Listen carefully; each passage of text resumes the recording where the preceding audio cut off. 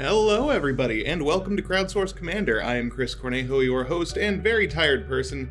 I have a small child at home who did not sleep well last night, but we're going to power through anyway.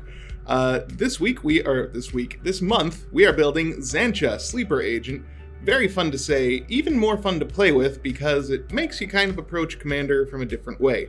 You are not planning on ever using your Commander, you're planning on giving it to your opponent, since that's how it works when you cast Xantcha Sleeper Agent. It enters the battlefield under an opponent's control. It attacks each combative Fable and can't attack its owner or anything that its owner controls. Right? Yeah. And then any player can pay 2 life, Xantcha's controller loses 2 life, and you draw a card. So any player can pay 2 mana. Is it 2 mana? Sorry. The little thing on the screen is a little small when I look at it, so I gotta scroll up on my other screen to make sure I'm reading this right. 3 mana. Yeah, 3 mana. Xantcha's controller loses 2 life and you draw a card. Any player may activate that ability, including Xantcha's controller if they need to just draw cards at the cost of life. So, it can be useful to that person. It also does make them very aggressive. Even if somebody else is attacking with Xantcha, Xantcha still counts as commander damage, which is always good fun. We're going to jump in. First, we have to go over our theme for this deck and our rules that we are putting on ourselves to make deck building a little more interesting. We are going to go with, for this one, Puppet Master. We are trying to cause as much chaos as possible for our opponents. We are trying to make them have to attack, have to take actions, have to do things, hopefully to each other and not to us. So we are trying to play Puppet Master with this game. Not like politically, we're just trying to force people to do stuff we want. We aren't necessarily being nice about it at all. So, the rules for this deck, how we're going to build it. Barren Glory is our first rule. Rule is kind of the wrong word for it, it's just kind of a goal we're aiming for. The perfect scenario for this deck is we win the game, everybody else kills each other, we kill somebody else, and we have next to no permanents other than lands on the battlefield. At least on our side. Curses and things that are attached to other players I'm not counting as on our side of the battlefield because they're attached to them. Yes, we are trying to win in style by winning with as little as possible on the battlefield. Rule 2, we give, we do not take. We are not using insurrection-style effects, acts of treachery. We aren't stealing other people's creatures to hit them with. We are trying to get them to use their own creatures to hit each other with. I don't know why. Part of it is that these games that we're going to play with this deck are going to be on webcam, so active treason and such is a little trickier to use. Insurrection, especially when you have a billion creatures that you're stealing from everybody. You can do it. Infinite tokens are a thing, and we use them all the time, but it's just a bit of a hassle. And also, that's not the style of deck I want to play. I don't want to steal other people's things to make them attack. I want them to attack each other. Third and final rule is what kind of one we normally do, which is a spending limit. We're spending a max $300 on this. Yeah, just kind of good to occasionally set limits. Real quick, we're just starting out. Xantcha herself costs a little bit of money. So just starting out, we're already at about $12-13. Nothing too egregious there. With that said, let's jump in and start building stuff. And as normal, we are going to start with the lands. I enjoy knowing the land base that I'm starting with. If you've watched any of these before, I tend to aim for about 38 lands to start, and then we can shave down or add a few depending as we get near the end of the deck, if we think we need more or less lands. So, Xantcha's 2 mana, 2 color commander, so Command Tower is perfectly fine and acceptable here. The only time I really hesitate ever throwing Command Tower in is monocolored decks, because why? There's no need. Just throw in another utility land that can do stuff. You don't need fixing. Command Tower in a 2-color deck is fine. I don't think it's necessarily bonkers like it can be in 3, 4, 5 color decks, but why wouldn't you throw it in? It's what you want. Dragon Skull Summit, also perfectly fine. Smoldering Marsh, we'll see how many basics we end up running, but it could very easily go into the deck. The fact that it is searchable is also nice. I don't know we're going to be running many search effects, especially in red and black. I don't know that I'm even going to be running any fetches, but we'll find out. But yes, the fact that it is actual Swamp Mountain is very good.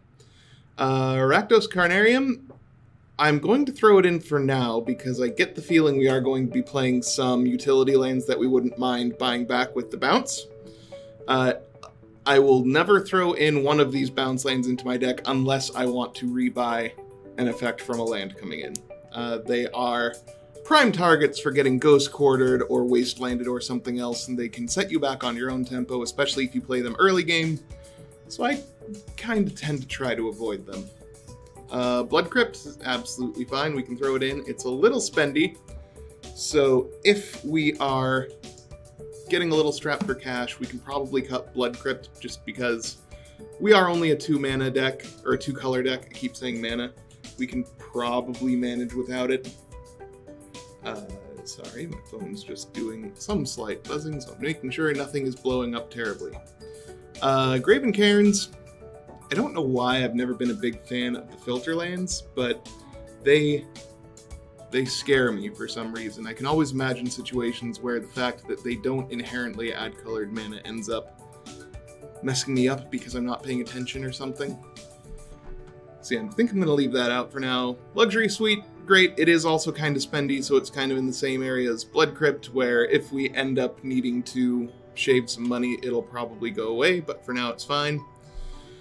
Temple of Malice is on the edge. Lands coming into play tapped are an actual, real legitimate cost in Commander. I know the stereotype for Commander, especially if you haven't played it in a while, is that it's very slow and there's a ton of time and, like, you're going to beat at turn 50 before the game ends. Most Commander games really start getting cooking, especially if you're playing at any kind of above janky power level, by about turn 6 or 7. Sometimes faster. Like, obviously CEDH and stuff, you're getting going by turn 1 or 2. But, like, even in decently powered for funsies Commander games, like, you don't have a ton of turns to be taking off hitting your land drops in a way that you can use them. So Temple of Malice with the Scry effect is kind of right on the border of where I consider that not too much of a cost because of the effect you're getting. But we'll see. For now, I'm going to leave it out. The pathway, perfectly fine. No complaints there. It is what you need it to be on the turn it comes down, and it's flexible enough. Skipped over Evolving Wilds and Terramorphic Expanse. I don't really think we need it. Like, if we really want thinning, it's there, but I don't think we care. Bloodfell Caves enters tapped. Gaining 1 life usually isn't enough of an effect, so nope. Bloodstained Mire. If we have the room in the budget, we'll throw it in, but it's 1/6 the budget by itself, so for now, we'll say no. Canyon Slough. I think it's Slough.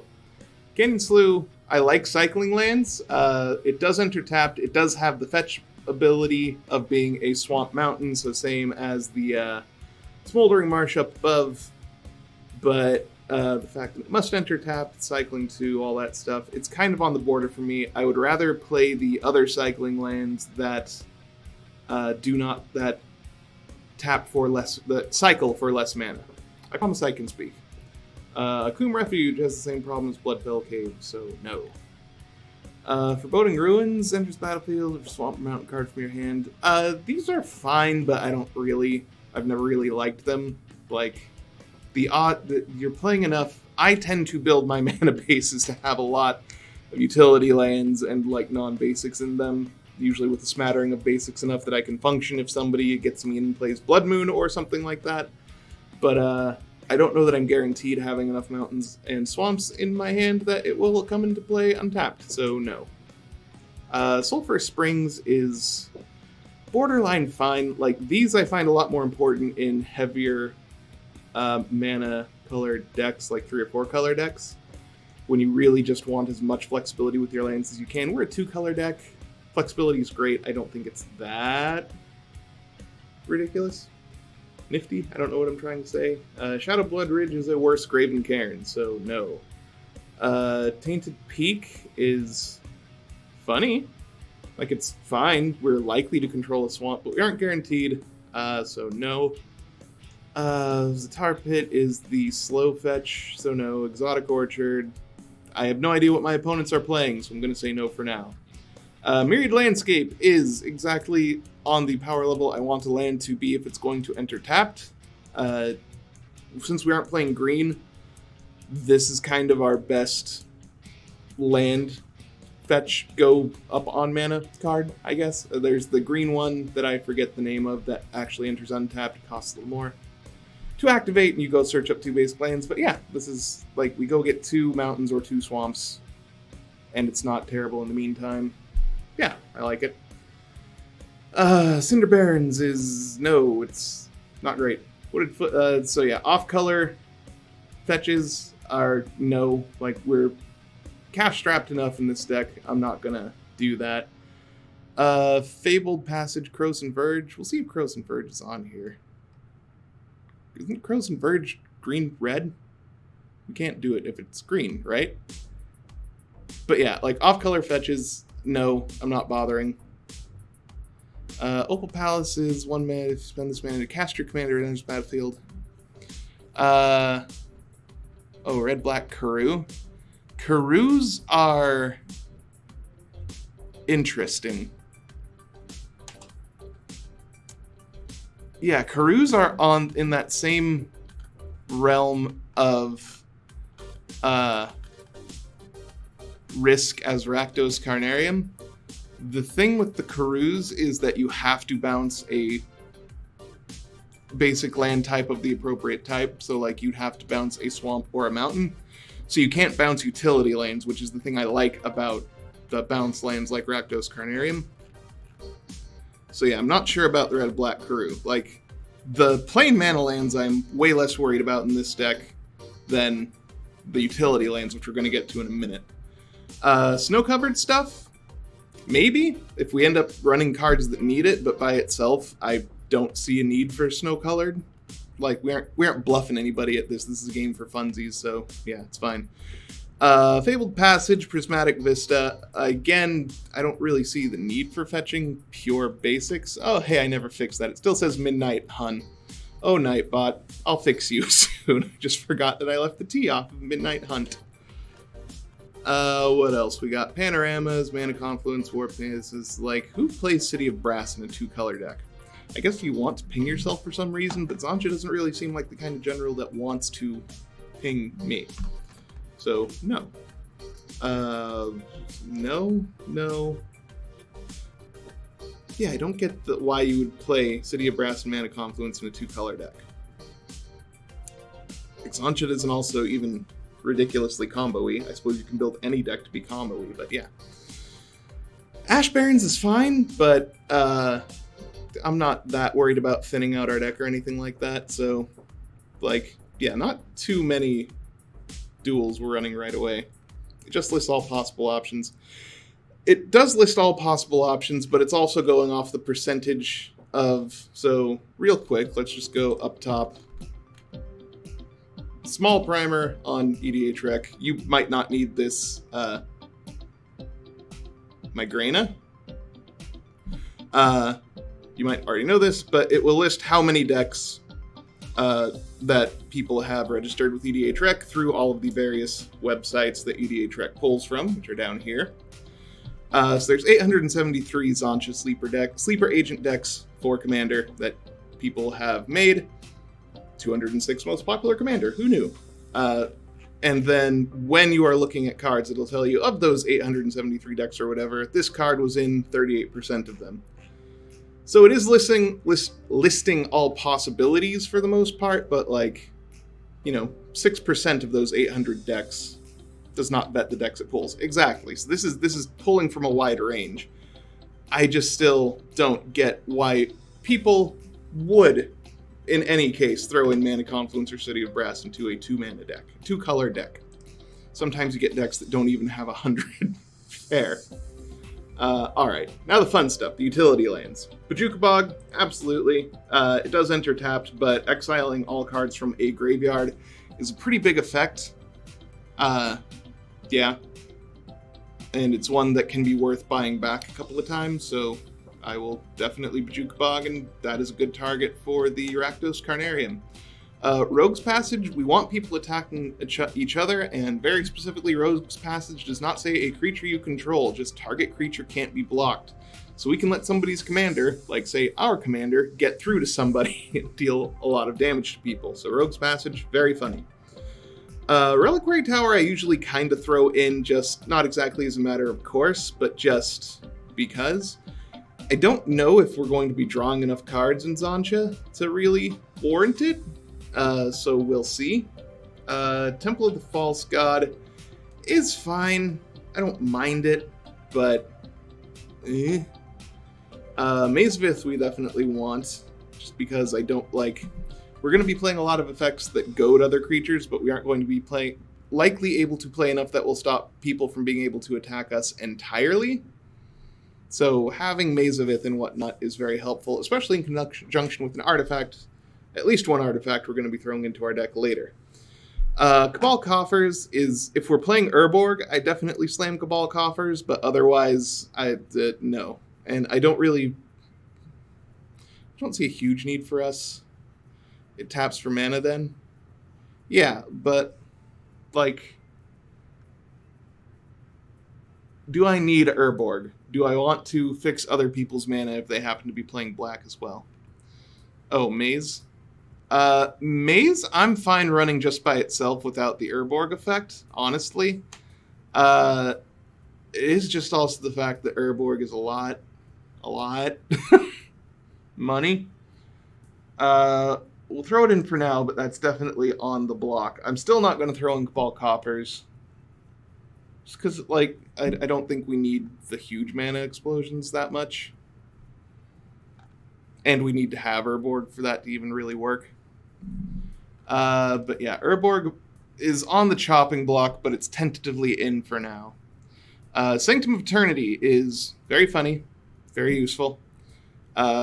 Return target commander you own from the battlefield to your hand. Activate this ability only during your turn. So, I have gifted somebody Xantcha, and their board state is becoming such where they are either getting too powerful or somebody else could use Xantcha better or whatever, rather than having to really, like, figure out a way for Xantcha to die or otherwise get off the board.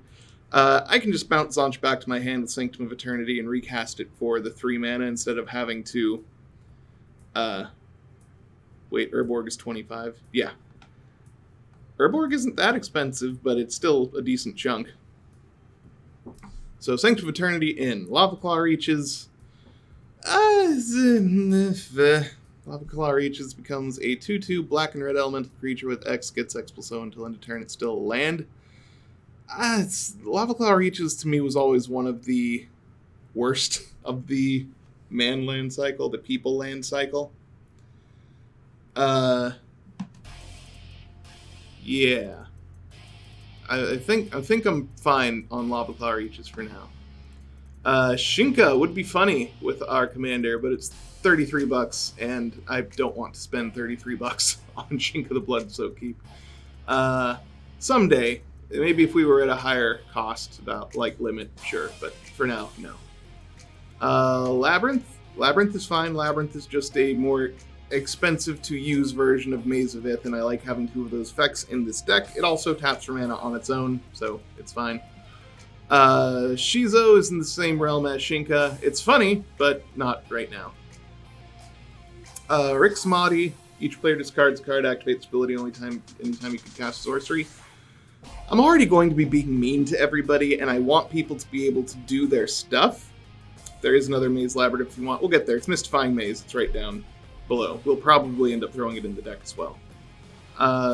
Yeah, I'm going to be being mean enough, and I actually want people casting their spells and creatures. I just want to be able to have them not pointed at me, so I'm fine with people having cards. So no on Rick's Mahdi right now. Barren Moor, Forgotten Cave are the cycle of cards that I like. Are we in the Give People Stuff plan? Is this a Harmless Offering Demonic Pact deck? Harmless Offering, probably, maybe. Demonic Pact, not so much, just because... I don't know. Like, so, real talk. I am making a stream with this deck. Like, when I play it in a couple of weeks, it's going to be on stream. This isn't just me playing it at a table for super funsies. Like, I'm still planning on having fun with it, but combos like that can just knock people out of the game without them being able to do anything about it That's no fun to watch on stream, at least not for long. It's fun in the moment, and then one person has to sit there while everybody else just kind of plays the game. So, yeah, like, we're going to be doing a bunch of mean stuff. Captive Audience is definitely going in this deck. But, Demonic Pact might be one little step too far. Harmless Offering, quite potentially. This pact goes back when your opponent loses. Nope. When my opponent loses... So, yeah, that's the other thing, is Pact kills one player. And then you're done with it. If I can find a way to get back out of my graveyard, I could give it to somebody else. But, yeah, it's basically, here, I want you to lose. And that's going to be it. So, yeah, it just feels a little mean in a very targeted way. Gaia Reach Sanitarium, I'm more likely to throw in than, like, Rick's Mahdi. Oh, yeah, no. Harmless Offerings, I want to find a way to get it into the deck, just because it fits the theme. So, yeah, Harmless Offering, that sort of effect. Bizarre Trader, even if I think that's way too expensive, but maybe. Sorry, just answering one quick thing. So yeah, Gaia Reach Sanitarium, each player loots. I'm kind of fine with that. I'm sure there'll be situations where I want cards. I'm fine giving people cards and making them have to choose to discard, so yeah, sure. Lockthwain I'm fine with. Mystifying Maze is our last Maze-style card that actually does some things that the other cards don't, because you exile it, and then at the beginning of the next sentence, return to the battlefield, tap under its opponent's control. So if you want to give people an enter the battlefield effect, or somehow reset your own creature at the end of combat, an opponent controls, but yeah, if you want to have somebody reset and enter the battlefield, it is a thing. If you need that card off the battlefield for a certain amount of time, that's a thing. But yeah, it does the same style of effect in a different way than your Labyrinth of Scophos and Maze of Ith. So, Mystifying Maze. What do you think of Bizarre Trader then? I mean, if we're building a deck that can use Harmless Offering, we're going to be building a deck that can use Bizarre Trader. So, we will see. Ghost Quarter? Sure. Between Ghost Quarter and Strip Mine, I like Ghost Quarter. It's more fair and fun. And I feel like having one of those effects, at least in every Commander deck, is a good idea. So, yeah, Ghost Quarter at least. Maybe a Wasteland, maybe a Field of Ruin. We'll see. Tyrite Sanctum, target legendary creature becomes a god, and then it becomes indestructible. I like it. Oh, money for Strip Mine? Yeah, definitely true. Field of Ruin, sure, why not? We'll have two of those effects in the deck. Field of Ruin also can force shuffles, which can randomly be good. Cabal Stronghold, if we aren't playing Cabal Coffers. Like, Cabal Stronghold is a consideration with Urborg, just because it's much less money than Cabal Coffers, but meh, we'll see. High Market, don't really care about, at least unless Sacrifice becomes a theme in the deck as we go along, and Throne of the High City, becoming the Monarch is great. I don't know I want to pay 5 mana and go down a land to do that. It's a fine effect. Even Tech Edge over Ghost Quarter. What's wrong with Ghost Quarter? Just because it gives them back a basic land? I always will have a soft spot for Ghost Quarter just because I used to be, this is dirty secret, I used to be an Eggs player. So Ghost Quartering your own lands and recurring stuff to go up on lands using Ghost Quarter has always made it just a fond little memory for me. But anyway, that is 21 lands that are non-basics, which I think is a decent place to start. I'm still on the fence for some of these. Some of these might go out even. But yeah, this is a fine enough place to start. So we're going to add those to our deck real quick. Where did I have that set up? There we go. Add all of those in and see just how terrible the cost for that is. Yeah, that's already a third of our budget just on lands, which, you know, it's fair. That happens. I'll just update some screens real quick and show you all what we're working with for now. Get rid of the ad on the bottom and go to the screen. Yeah, so there's where we're at. A bunch of lands, some spendy ones. There's 2 or 3 lands we can cut really quick to bring that total down real fast, so yeah, I'm not overly worried. Why isn't there a cost next to Field of Ruin? That's weird. Why no Field of Ruin cost? Strange. But anyway, we're somewhere in the realm of $118. What does it say down here? Field of Ruin, 79 cents. Okay, cool. No idea why it's not showing up as a cost there. So we're probably around $119. So, we're done with lands. What comes next is our ramp and rocks. Well, we're playing black and red, so there's not a whole lot of ramp. There might be a reprint of Field of Ruin? I don't know why there'd be a reprint of Field of Ruin in Innistrad. There might be, but I haven't seen it if there is. Oh, that's another thing. Normally I'd be all for throwing in new cards into this deck that would be out. We're going to be playing on the 22nd. The set doesn't actually release until the 24th, so the new set cards aren't going to be out by the time we play this game, unfortunately. Huh, fair. Maybe there is a new printing of Field of Ruin coming. But for now, moving on to ramps and rock, we'll just go and stick with artifacts. There's not a whole lot of ramp that you can use in black, get in black and red. There is some. A lot of it is more like one-shot ramp. Your Desperate Rituals, your Seething Songs, your stuff like that. Dark Rituals, Ball Rituals that are only good for 1 turn. Those are great in like combo-y decks or if you just need one big shot, but ramp I consider things like Rampant Growth or Farseek or stuff that permanently puts you up on mana. But anyway, mana artifacts is what we're working with now. First, before I forget, I'm going to clear my clipboard because that's something I always forget to do. Soul Ring, absolutely. Rakdos Signet, sure. Arcane Signet, yeah, cool. Alright, there's the 3 best rocks for a 2-color deck, including the Signet. Normally for a 3-color deck, there'd be another couple of Signets to throw in. But those are all fine. Commander Sphere, I like in principle, just because I like, yeah, the ability to draw a card off of it at some point. It is 3-mana rock, and there is a slightly higher burden on 3-mana rocks, but it is perfectly fine. Victory Chimes, we aren't, I don't think we're like a Spectral Searchlight style deck. Or Victory Chimes. Like, we want to give people things, but we don't want to necessarily be helping them. Like, Glacial Chasm might be a fun politics card to give people. Oh, Glacial Chasm, I forgot about that. Glacial Chasm is fine, except that the most often thing that is going to happen with Glacial Chasm is that the first turn somebody untaps with it, they just sacrifice the Glacial Chasm and don't pay the upkeep cost.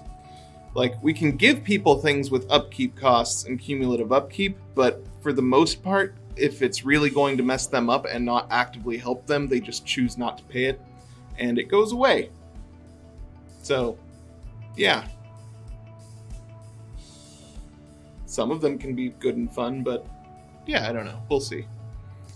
Fellow Warstone, don't like it. Never a big fan. You're just never guaranteed, especially if you play it early, that it's going to tap for what you need it to when you need it to. Everflowing Chalice is fine, but we'll see how much actual ramp and rocks we need.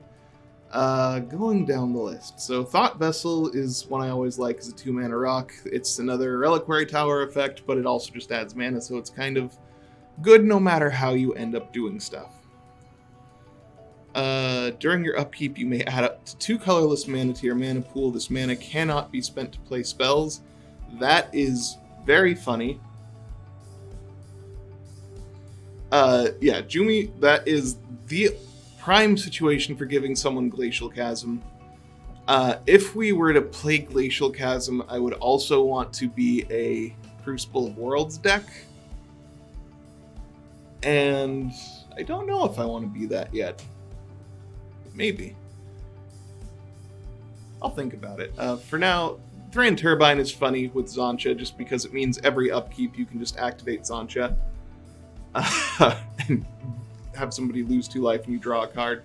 Thran Turbine's very funny. I suppose that's a good reason for running Reliquary Towers, because we do have Xantcha as a way to just draw a ton of cards over time. So I might throw Reliquary Tower into this as well. In fact, let's do that real quick before I forget. Reliquary Tower, sure. Back to mana artifacts. We have our Thran Turbine, we have our Thought Vessel.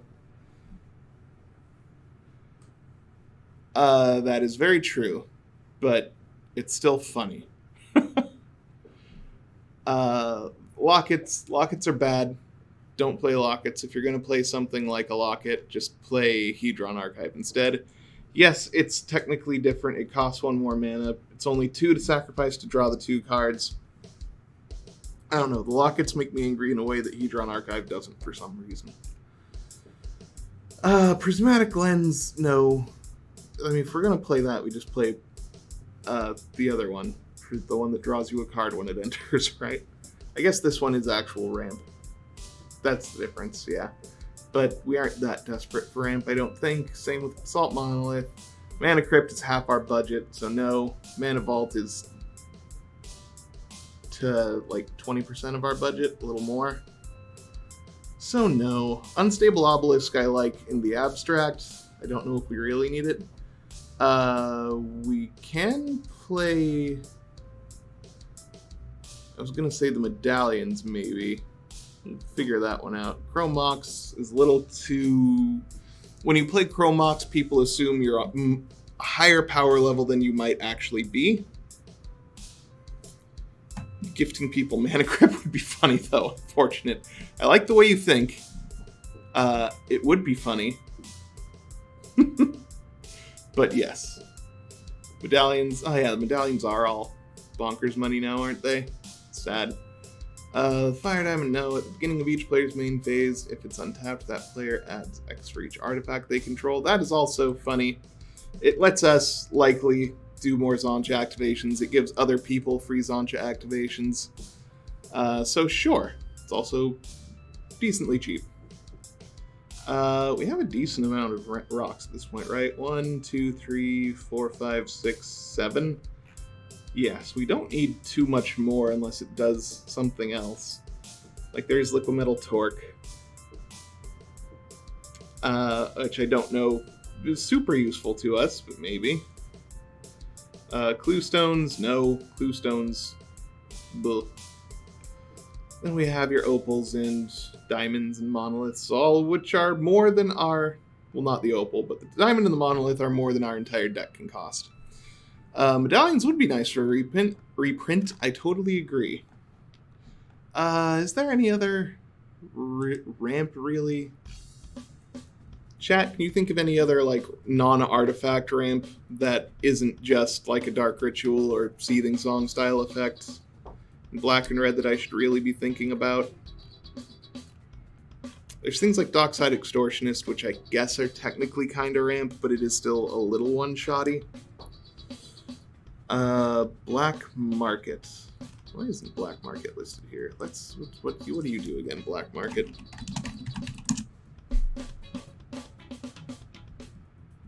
Whenever a creature is put into graveyard from the battlefield, put a charge counter on Black Market. At the beginning of your pre-combat main phase, add black to your mana pool for each.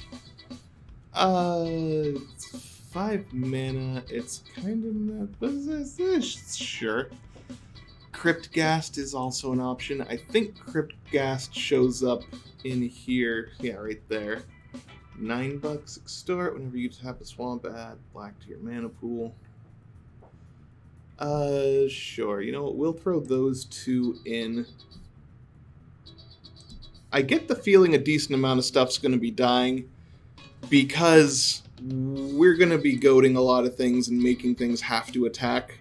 So... yeah, I get the feeling there's going to be a lot of stuff going to graveyards.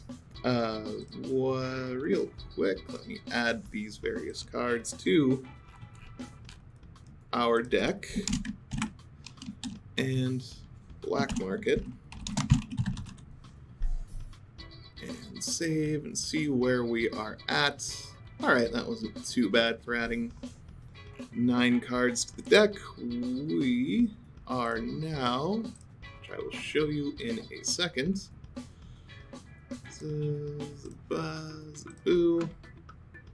We are now looking like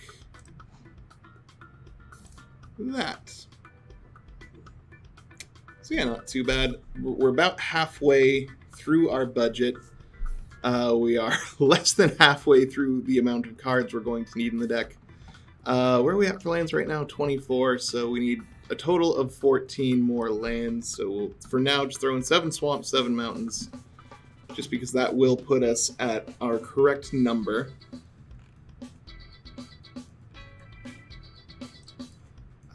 Let's refresh there. There's that. Cool, and refresh there. And alright, now we are supposedly at the correct amount of things, right? Because that should say 36 lands. Should have been one more each swamp and mountain? Weird, 16. Oh yeah, I guess we were at 22. That makes a certain amount of sense because I can't math right now. Math is for blockers anyway.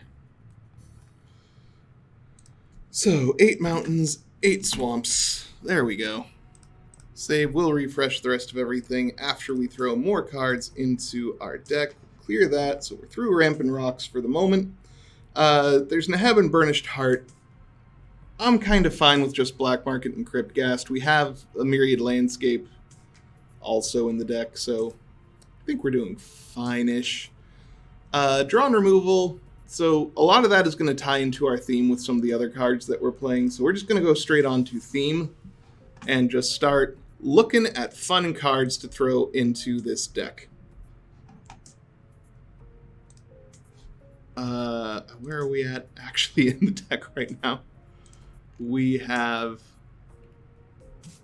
48 cards total, so 52 more cards to go. Only 10, yeah, only 10 non-lands so far. Weird. For some reason I thought it would be more. New cards.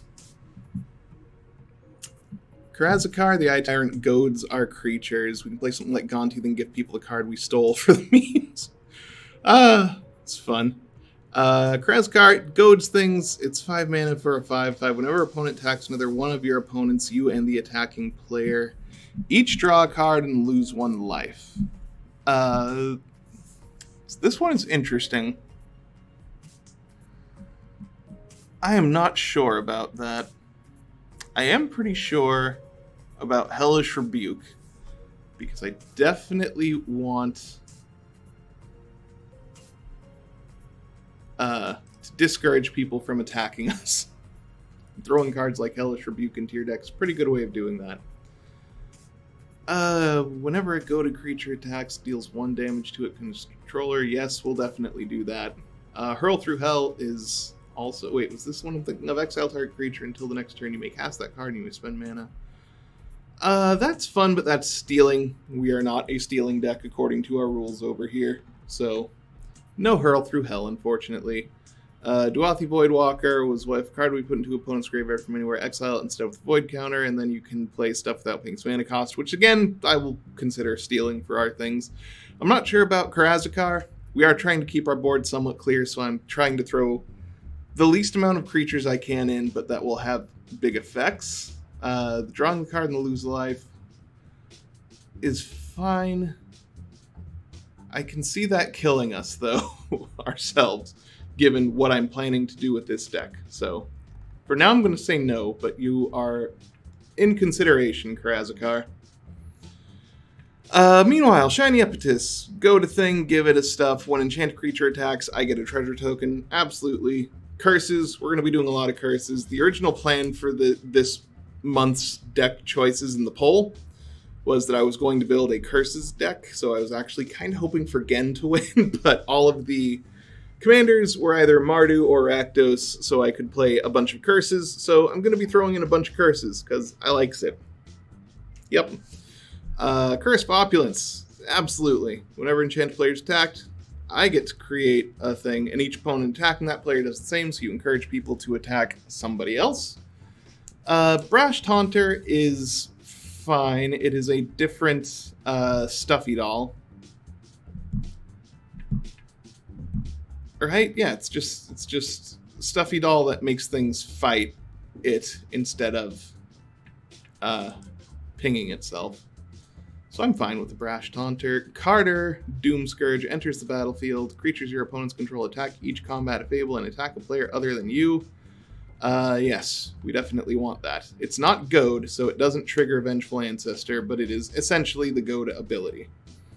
Mana Geyser is great, but we would need huge stuff that we want to do for me to really throw that in there. Just kind of snaking around now. Disrupt Decorum, Goad all creatures we don't control. Absolutely, we're throwing that in there. That is too funny. Rite of Raging Storm I'm going to throw in there because that does give people other stuff. So we give, we do not take. If you don't know Rite of Raging Storm, because I think it flew a little under the radar, it's pretty funny. Creatures named Lightning Rager can't attack me or my stuff. At the beginning of each player's upkeep, that player puts a 5/1 red elemental creature token named Lightning Rager onto the battlefield. It has trample, haste, and then sacrifice it at the end step. And it will die to Feed Market and other death triggers that we're going to have. Hey, Captive Audience, one of my favorite cards. When it enters the battlefield under control of the opponent of my choice. This is nicer, Demonic Pact, because it doesn't anywhere say this you lose the game. But at the beginning of your upkeep, choose one that hasn't been chosen. Your life total becomes 4. Discard your hand, and each opponent creates 5 2/2 black zombie creature tokens. So the way this usually works, at least when I would see it be played in 1v1, not necessarily Commander, I built a standard deck around Captive Audience and Theater of Horrors and things like that. People would always choose to have their life total become 4. Then they would give me the 5 zombies. And then they would discard their hand, because at that point they were kind of giving up. I get the feeling it will play out a little differently. I would expect in Commander, in a full 4-person game, like if it has, like, people haven't gotten knocked out yet, that everybody's going to get the zombies first, and then they might put their life total at 4 and then discard their hand. I like the fact that it's 7 mana, too. Like, it can't come down that fast unless we're doing really goofy stuff. And it is also a card that you can just hold on to, and then in the late game when somebody is starting to pull way ahead, it's a good catch-up mechanic for everybody else. So you can play it in a way that isn't purely mean, or at least it's a little justified. Does this warrant a Mana Geyser?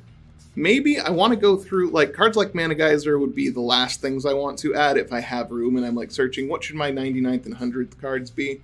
I would rather do stuff that's more pure fun than just stuff like Mana Geyser, which gets you to the fun stuff, but is itself just kind of, yeah, it's fine. But, you know, it's not, there's not a lot of style to Mana Geyser as there is to Captive Audience, I guess. We're going for style points more than anything. I don't build these decks expecting to ever win these games. I have Captive Audiences of my own, thank you very much. But I appreciate the offer. Kazul, whenever attacks, if I'm the defending player, I get creatures. Kazul's fine. I don't know how much I care.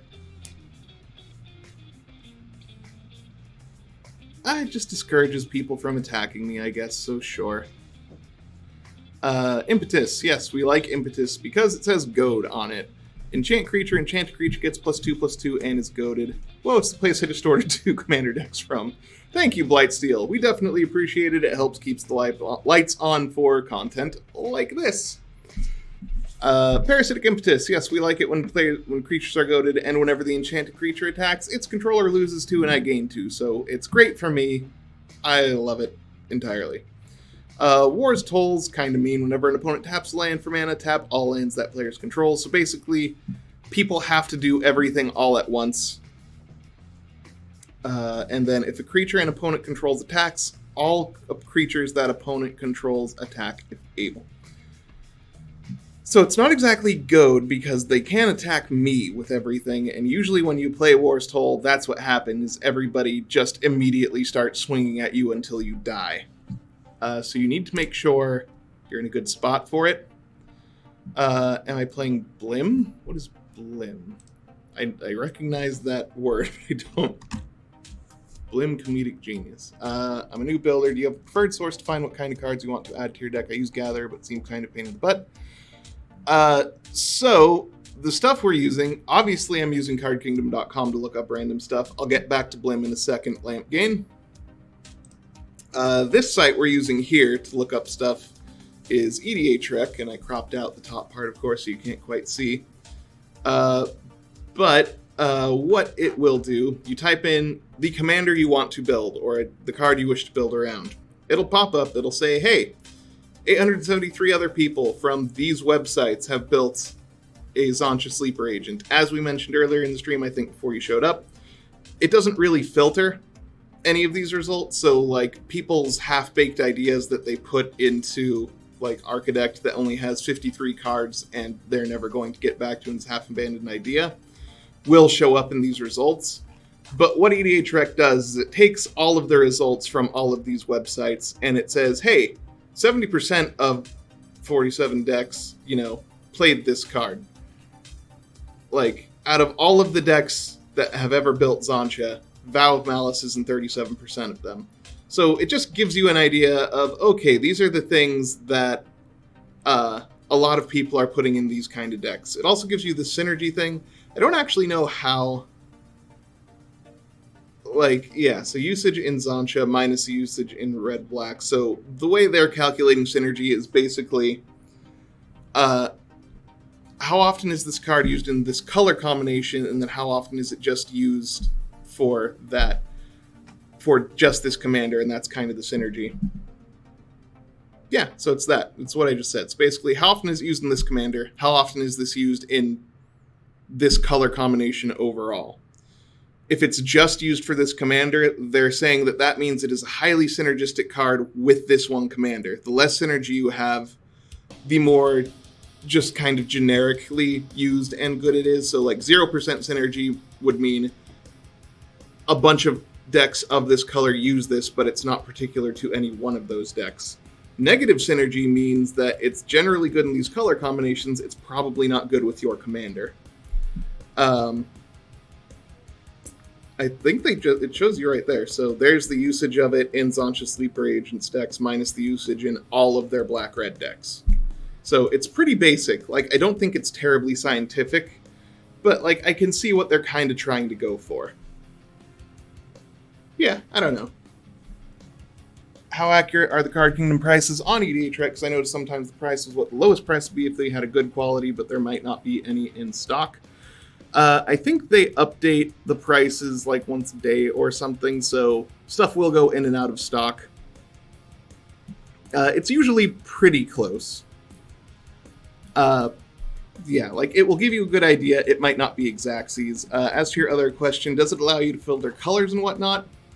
Kinda. So, Xantcha Sleeper Agent, if you click on one commander, it will filter 2 cards that can be used with that commander.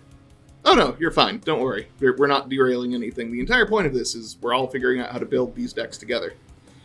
So yeah, like it's automatically filtering for the colors of your deck. You can use advanced filters, like without this thing, creatures, instant sorceries, blah blah blah. Yeah. I don't know, like, it has some amount of filters you can use. If you want an actual filtery website like that,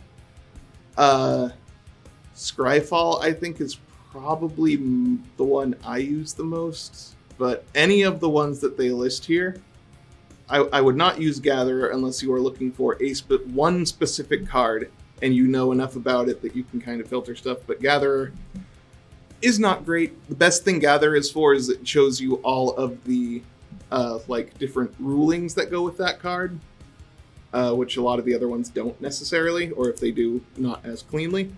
But yeah, Scryfall I think is the most versatile search engine to find mana rocks. Like I have no idea what cards are out there, and it's been like 1,000 releases. Scryfall with sorting by EDH ranking is useful. Yeah, so Scryfall is very good. Goldfish I use a lot. I've seen Moxfield pop up a lot more recently. Yeah, like you can find various things. As for a good way to find mana rocks, I mean, so on EDHREC, once you scroll down a little bit, like right next to where this screen cuts off because I have things cropped, so we're focusing just on the cards. it'll list different categories, and you can click on mana artifacts, and hey, here's the mana artifacts people are using with this commander. So this isn't just a list of all mana rocks, but, you know, it'll certainly get you started. It'll get you the most popular ones and the most useful ones for this color combination and your commander. Gather, you can just search artists, which is pretty useful and give you your MTG artists. You can also do that on Scryfall. I will just point out. Where are we at? We are at High Synergy, near the bottom, because I was about to throw in the vows. That's right. The vows aren't goad, but they are essentially goad, so they aren't going to trigger things that trigger off goad, but they do stop one big creature from attacking us ever as long as the vow is on it, so I'm fine with it. Varchild is an interesting one. It's the creature where whenever it deals combat damage to a player, that player creates a bunch of survivors. Survivors can't block, and they can only attack other players than us. Blim, that's right, Blim. We'll get back to Blim. Whenever Varchild leaves battlefield, gain control of all survivors. This means Varchild has to get through for it to actually be worth it. I don't really like it. But yeah, Blim. Whenever Blim Comedic Genius deals combat damage to a player, gains control of target permanent I control, then each player loses life and discards cards equal to the number of permanents they control but don't own. That's interesting. I would need to figure out what I would want to give to people, but it's on the list of possibilities.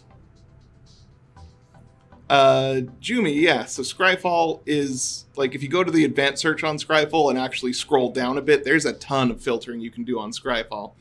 That is Scryfall's main utility, I think, other than getting card art that you need to use for videos and things like when you need a graphic of Xantcha Sleeper Agent. But yeah, it is an extremely granular search. Seems fun when you play against a deck that steals stuff. Yeah, it's pretty good. Blim, I assume we're talking about.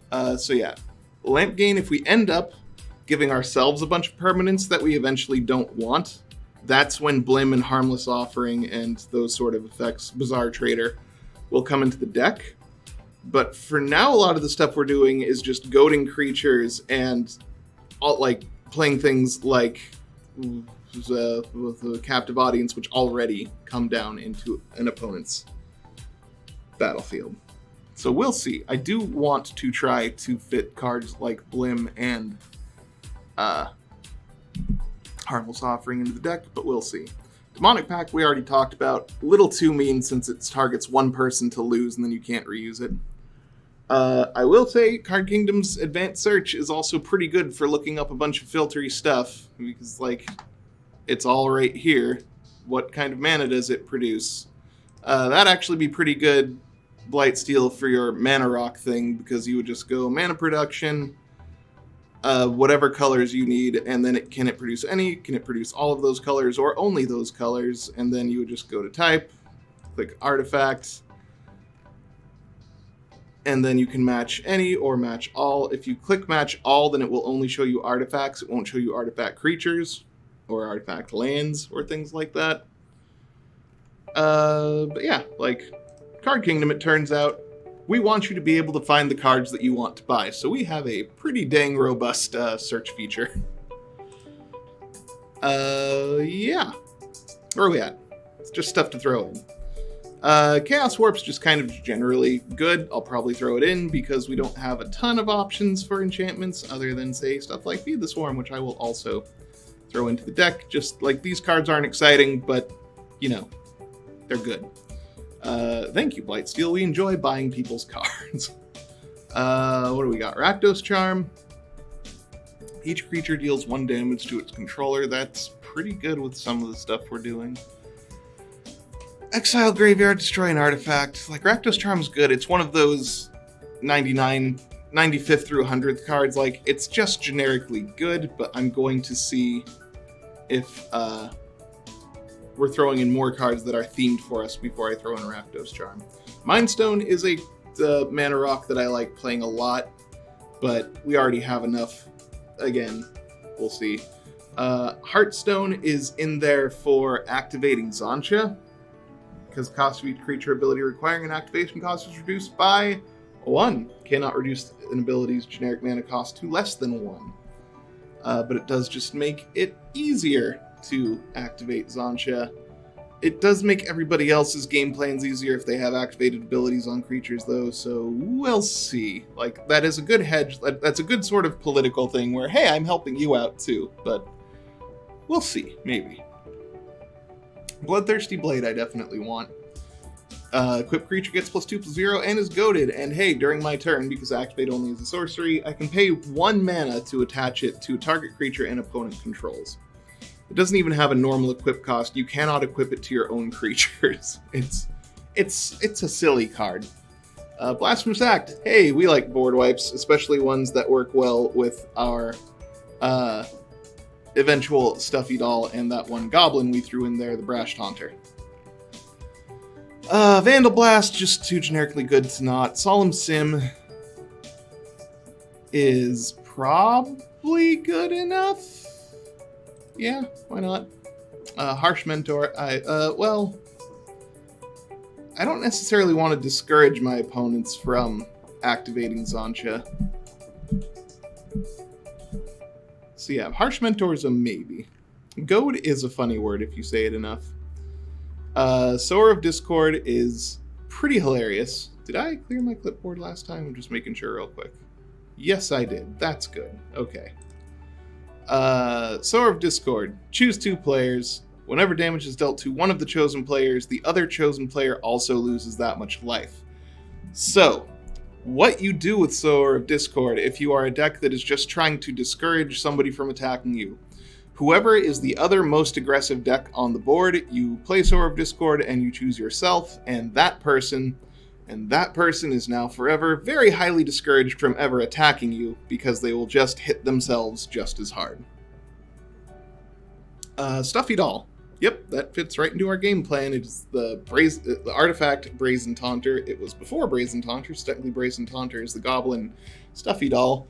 It's indestructible. You choose 1 player. Whenever Stuffy Doll is dealt damage, it deals that much damage to chosen player. Stuffy Doll deals 1 damage to itself. So it's a good blocker for a big thing because it's indestructible. And it just really messes with people's combat math when they're trying to figure out how they're killing. I do like Brash Taunter a little better for the only reason, like, there's a soft spot in my heart for Stuffy Doll because there's all sorts of funny things you can do with Stuffy Doll. Brash Taunter lets you direct the damage each time that it is dealt damage to different opponents. Stuffy Doll, you do have to choose 1 opponent that it's going to go to, so you need to find a way to reset it, bounce it, replay it from a graveyard, something once that first opponent is dead. Cryptghast we already threw in the deck. Sire of Insanity. I don't want people to not have cards in hand. Part of the point of what I'm doing and wanting people to goad wanting to goad people's creatures is I want them playing stuff and getting it onto the battlefield. I just want to make them point it all at each other and not me. Giving Stuffy Doll to people can be funny too. I like that. That's a good call. Neheb is $24. That's probably a no automatically. At the beginning of your post-combat main phase, adds red to your mana pool for each 1 life your opponents have lost this turn. Is good. Cryptghast's already in the deck. Burnished Heart, I think we have enough pure ramp. I don't think we need more. Agitator Ant, we'll get to Fumiko. Don't worry. Agitator Ant is funny. With Doll and Taunter, Chain Reaction should be in. Chain Reaction will probably end up in the deck, although that can be an instant kill everybody, so we'll see. I guess it's kill 2 people, depending on how big of a board is out there, but yes. Anywho. Sorry.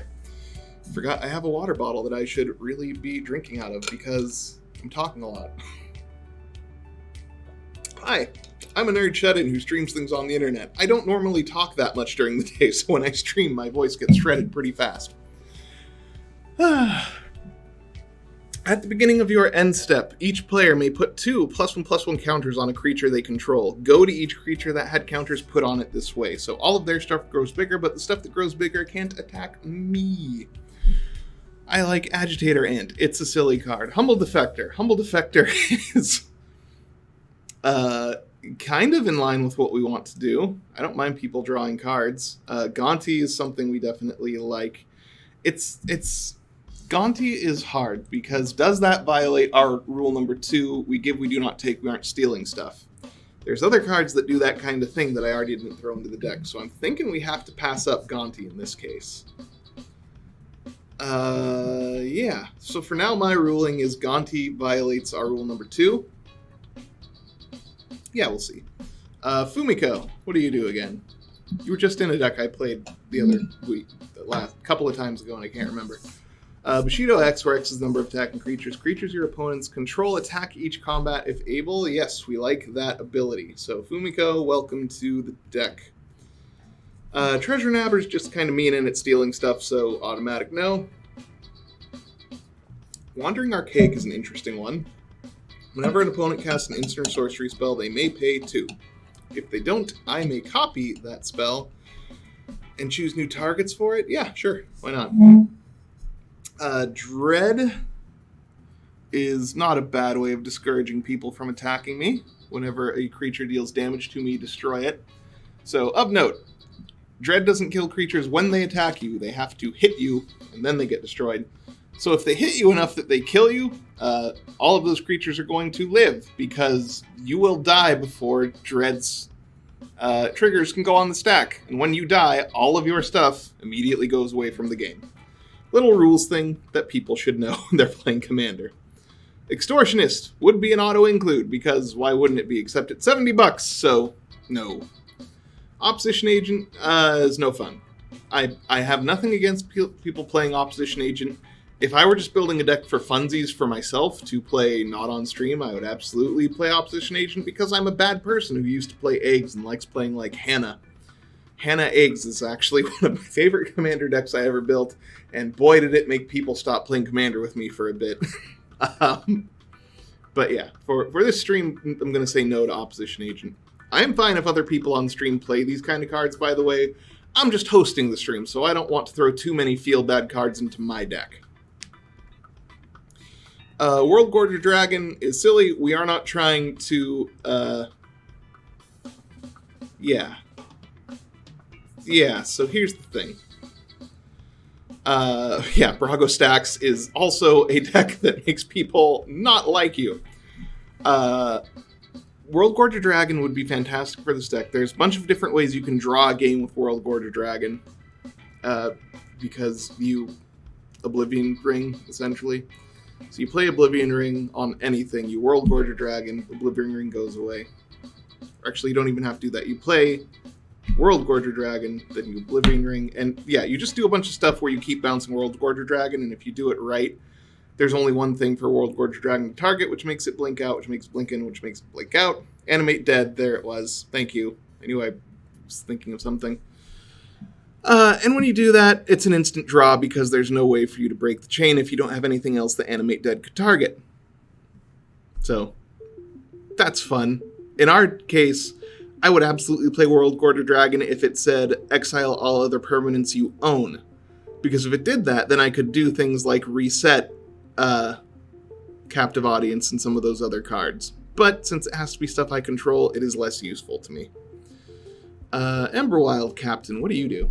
An Emberwild Captain is in a battlefield, I become the Monarch. Not bad. Whenever an opponent attacks you while I am the Monarch, Emberwild Captain deals damage to that player equal to the number of cards in their hand. Jurassic Rules 1, 2, 3. Hello. So, that's a big question.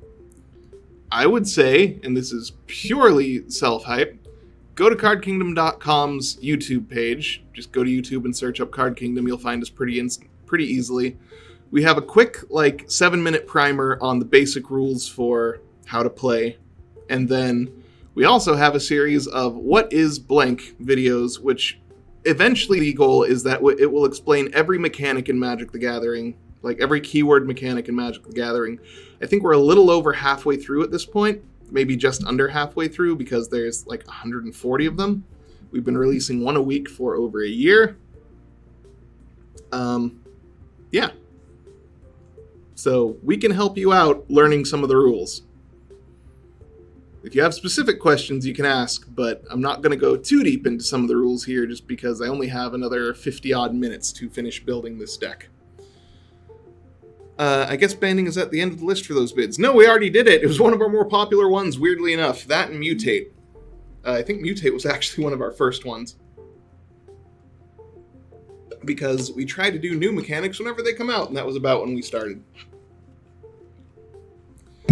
Yeah, banding, by the way, quick side note, not that hard. Like, yeah, it's worded very weirdly, but, like, when you actually just, like, here's how banding works, it's not that tricky. Same with phasing. Phasing's real easy. You just gotta get used to it, that's all. Where are we at? Emberwild Captain, maybe. I like being the Monarch. It does discourage people from attacking me, I guess, while I am the Monarch. So sure, why not? Stormfist Crusader, menace at the beginning of my upkeep. Each player draws a card and loses life. That's fine, but it's not what I'm looking for right now.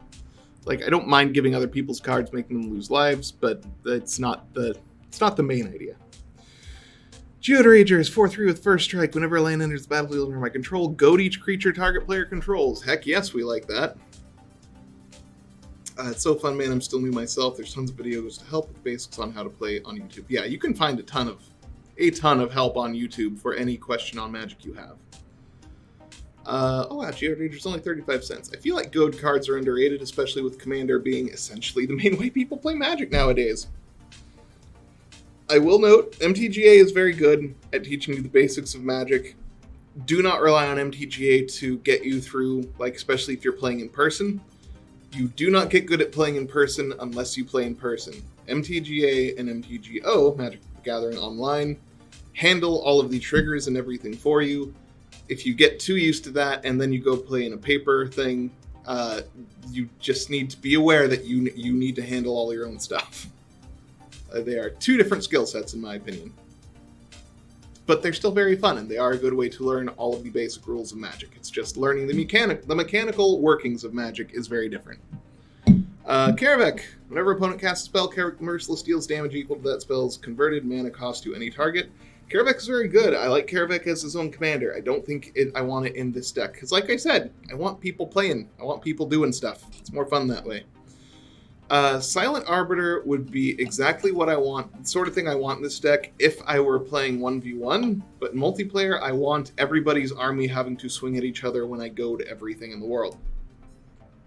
So no Silent Arbiter right now. Royal Assassin, maybe. I'm goading a bunch of stuff. If there's a real problem, Royal Assassin can get rid of it for me. Vilis. Pay 2 life, target creature gets -1/-1. Whenever I lose life, draw that many cards. Vilis is one of those cards that that can be very good. It's just a huge target. It does the one thing it does very well. I don't care. Archfiend of Despair is also one of those ones. Destroy all tapped creatures. Yeah, oh, good lord. What is it? There's an angel from Scars block. Tell you what, here's how we're going to figure this out. Let's, Blim, you're still on the list. But we're going to go Oracle Text, destroy all tapped creatures. Huh. Did I destroy all tapped? Sunblast, is that the one I'm thinking of? Sunblast Angel? Oh, I do have artifact type. Oops. Destroy all tapped creatures. Sunblast Angel, I believe, is correct. The one that I'm thinking of. Well, if you want to pay $84, there's a Portal 3K card. Guani's Thousand Lee March. Sure. Righteous Fury. Ooh, with life gain. Not bad. Sunblast Angel was the one I was thinking of. When it enters the battlefield, destroy all tapped creatures. I never knew about Righteous Fury. That's kind of interesting. Yep, those are your options. Sunblast Angel, Righteous Fury, or Guan Yu's Thousand Lee March. Yeah, Sunblast Angel is situationally good. It's not always great. Where are we at? Archfiend of Despair is not bad. Certainly has an effect that is good, but it's $33 and it doesn't really fit with the theme of our deck, so I don't really care. Cursed Witch. Spells your opponent's cast the targeted Cursed Witch costs 1 less to cast. A Cursed Witch is going in because it's another one of those cards that discourage people from attacking, because if you block with it, it can usually trade pretty well with the 4 power. It dies, and then you enchant that player. Spells you cast that target that player costs 1 less for me to cast. Then at the beginning of enchanted player's upkeep, that player loses a life and gains a life. So sure, it's not the most exciting card in the deck, but it does the thing that I like. Keen Duelist is like double Bob, Dark Confidant. It's a bit too slow without flash. A Cursed Witch, yeah, it's not great, but it's silly, and if you're not going to play it in Commander, where are you going to play it? The point of it isn't to actually do the thing. The point of it is just to discourage people from attacking me a little bit, if I can help it. Mage's the Wheel, I don't need to, same with Croaks, I'm not playing discard as a big thing, so I don't really care. Mogus, sacrificing creature is also the same. Ragavan is $90, so immediately no. Vargoth was choose a Vampiric Tutor. It's not bad, but not for this deck. Don't care. Bitterheart Witch is funny. I do want to play some amount of curses, so we'll throw it in there for now. We're going to look at the deck once I'm done building, and we'll see if we actually have enough curses to make it worth it. Goblin Spymaster is absolutely yes. It's a little spendy, but First Strike 2/1 is fine. For how much mana was it? 3 mana. It's kind of a little wonky. 3 mana for a 2/1 First Strike isn't the worst, but it's not great. But at the beginning of each opponent's end step, that player creates a 1/1 red goblin creature token with creatures you control attack each combat if able. So it's just more chaos and mayhem for everybody, which we like. Master of Cruelties is funny, but it's more of a meme deck thing, and that's not how I want to win this game. Aether Membrane is silly, but that's not enough of an effect. The Witch, at least, is an ongoing effect forever. Aether Membrane can be killed too easily. Sleeper Agent, when it comes into play, target opponent gains control of it. At the beginning of your upkeep, Sleeper Agent deals 2 damage to you. It's not bad, and it's 1 mana, but it's, I don't know. It's the most unexciting version of this kind of thing, I think. Rampaging Ferocidon. Players can't gain life. Whenever another creature enters the battlefield, Rampaging Ferocidon deals 1 damage to that creature's controller, not owner, controller, which is a thing. I have plenty of effects, however, that are gaining me life over time, so while Rampaging Ferocidon is silly, don't think I want it right now. Endbringer is good, but I don't want to have to think about it. It's fine. Can't attack or block. We want creatures to attack or block. Valkyne Tybalt's good, but it's a little too let's steal your thing for us. Grey Merchant is also good fun, but not in theme enough for us right now. Fate Unraveler, draw cards, deal damage, Necro Scrawler. Shuffle, they get damaged, don't really care. Turgid, God of Fright is another let's steal your stuff, so no. Custodial Lich is another Monarch thing, which isn't bad, and whenever I become the Monarch, target player sacks a creature. Monarch does encourage people to attack me. We already have that other Monarch card. Sacrificing 1 creature from 1 opponent is situationally good. Zack the Cat King, we are building Xantcha. It's going pretty well. We're decently far into the deck. I think we're 80 cards into the deck at this point. And we have a $300 limit. We're trying to win with as few permanents on the field for us as we possibly can.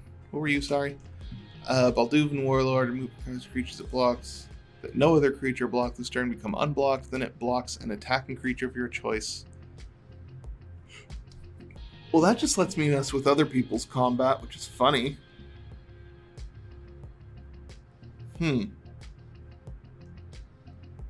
Sure. I like Mayhem and Chaos, and that's what we're going with. If we have any key 4 CMC creature we want to get consistency, we can include Fleshwrither. Yeah, sure. You let someone get Monarch and then other people attack each other. Yeah, I'm fine with Monarch. We have the other Monarch card up. I just don't think Custodial Lich is, for 5 mana, sack 1 creature and become Monarch. I'm fine with that not being in the deck. Grenzo. This version of Grenzo. Whenever a creature you control deals combat damage to a player, choose one. Goad target creature that player controls. Exile the top card of that player's library. It's good. It goads things, but I'm also not planning on attacking much since I'm already trying to keep myself kind of creature light, and most of those creatures are there to discourage people from attacking me more than attacking others. Yeah, I don't know. Erebos is good and fine. It's $17, and I don't know that I care. Like, opponents can't gain life is great. Oh, we got some curses in here, and we're going to have more, especially when we get to enchantments. Don't worry. Plenty of curses. When Wild Fire Devils enters the battlefield, and during that upkeep, choose player random, that player exiles instant sorcery. That is stealing, which, as we have said in rule number 2, we are trying not to do. Malakir, Rebirth. Malakir Rebirth lets... So, these cards, I consider essentially 2 of the double-faced card spell, land spell things as one land, so that does let us start shaving lands eventually, which is good. Dark Ritual, no. Like, I'm not a fan of the one-shot mana effects, unless you're, like, comboing off or storming or something. Like, yeah, I don't know. It's just never been my thing. If you're playing Storm, go for it. It's great. If you're playing Cube, it's always funny. But, yeah. Comet Storm, multi-kicker 1. Choose any target, then choose another target for each time the spell was kicked. Comet Storm deals X damage to each of them. It's good. It combos well with our Brazen Taunter and Stuffy Doll. But is it good enough otherwise? Like, do we want that in our deck? Maybe. We're only down to another 18 spots in the deck, and we still have a lot of ways to go. I'm going to skip it for now, but we will see. Cards like this, I'm not technically a huge fan of in this deck, because, like, Xantcha's our main thing that we're going to be casting as much as we can getting onto the battlefield. We don't want it under our control. When this creature dies, return to the battlefield tapped under its owner's control, which is me, which is bad. So, no. There's a lot of other things you can do with it. I'm generally a fan of having these, especially if you are a creature-based deck, just because you can really mess up somebody by getting them to use up some sort of removal, and then, nope. Vampiric Tutor. I've talked about tutors a lot before for the people who are new. Tutors are fine. If you want to play tutors, go for it. Unless I'm going off of, like, a very specific plan that I need to work for my deck to function at all. I don't like using tutors because part of the expense is one thing, definitely. Part of the fun of Commander is the variance that's built into a 100-card singleton format. Tutors eliminate variance, so it doesn't feel as in the spirit to me. Again, if I was playing for funsies and playing my terrible, terrible Hannah Eggs deck, yes, there's tutors in there because it's funny. Valakut Awakening can be very good. You just have a bunch of dead cards in your hand that aren't going to do what you need them to do to help out your board state. You Valakut Awakening on your last opponent before you end step, ship them all to the bottom, draw that many cards, +1. Like, yeah, just refill your hand. Yeah, Vampiric Tutor, Demonic Tutor, all of those tutors are very good, but they are... You need to kind of build with them in mind, especially Vampiric Tutor. Pyroblast, Red Elemental Blast. Do not like playing in Commander because I don't know what my opponents are playing yet. They might not be playing blue. Not good. Go for the Throat. There are so many better versions that we can be playing in Commander of just destroying a creature. Like, here's the thing. Absolutely play interaction in Commander. I do think a lot of Commander players, especially high-level players, like high level as far as power level goes, not like high level skill-wise, don't play enough interaction.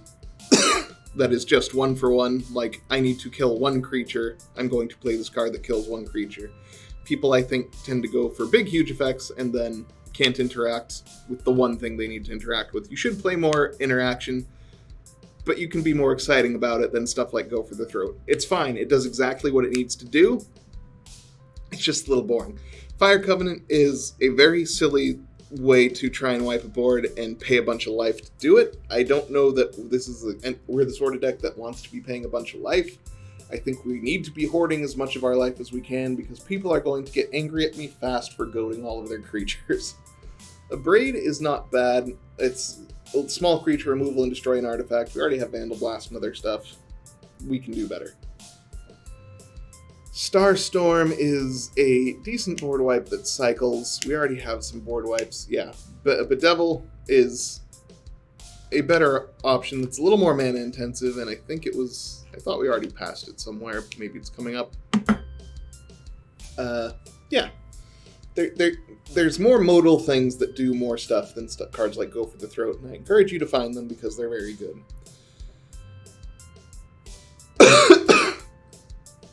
In 2 colors, it's fine. Yeah. Absolutely. Chef's Kiss isn't bad. I don't know if it has a spot in this particular deck, but I like effects like it.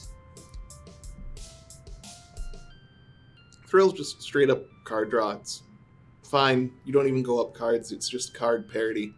Because you have to get rid of Thrill of Possibility plus 1 card in your hand, which is 2 cards to draw 2 cards. Like, Chef's Kiss kind of violates Rule 2. We aren't necessarily, we're stealing the effect.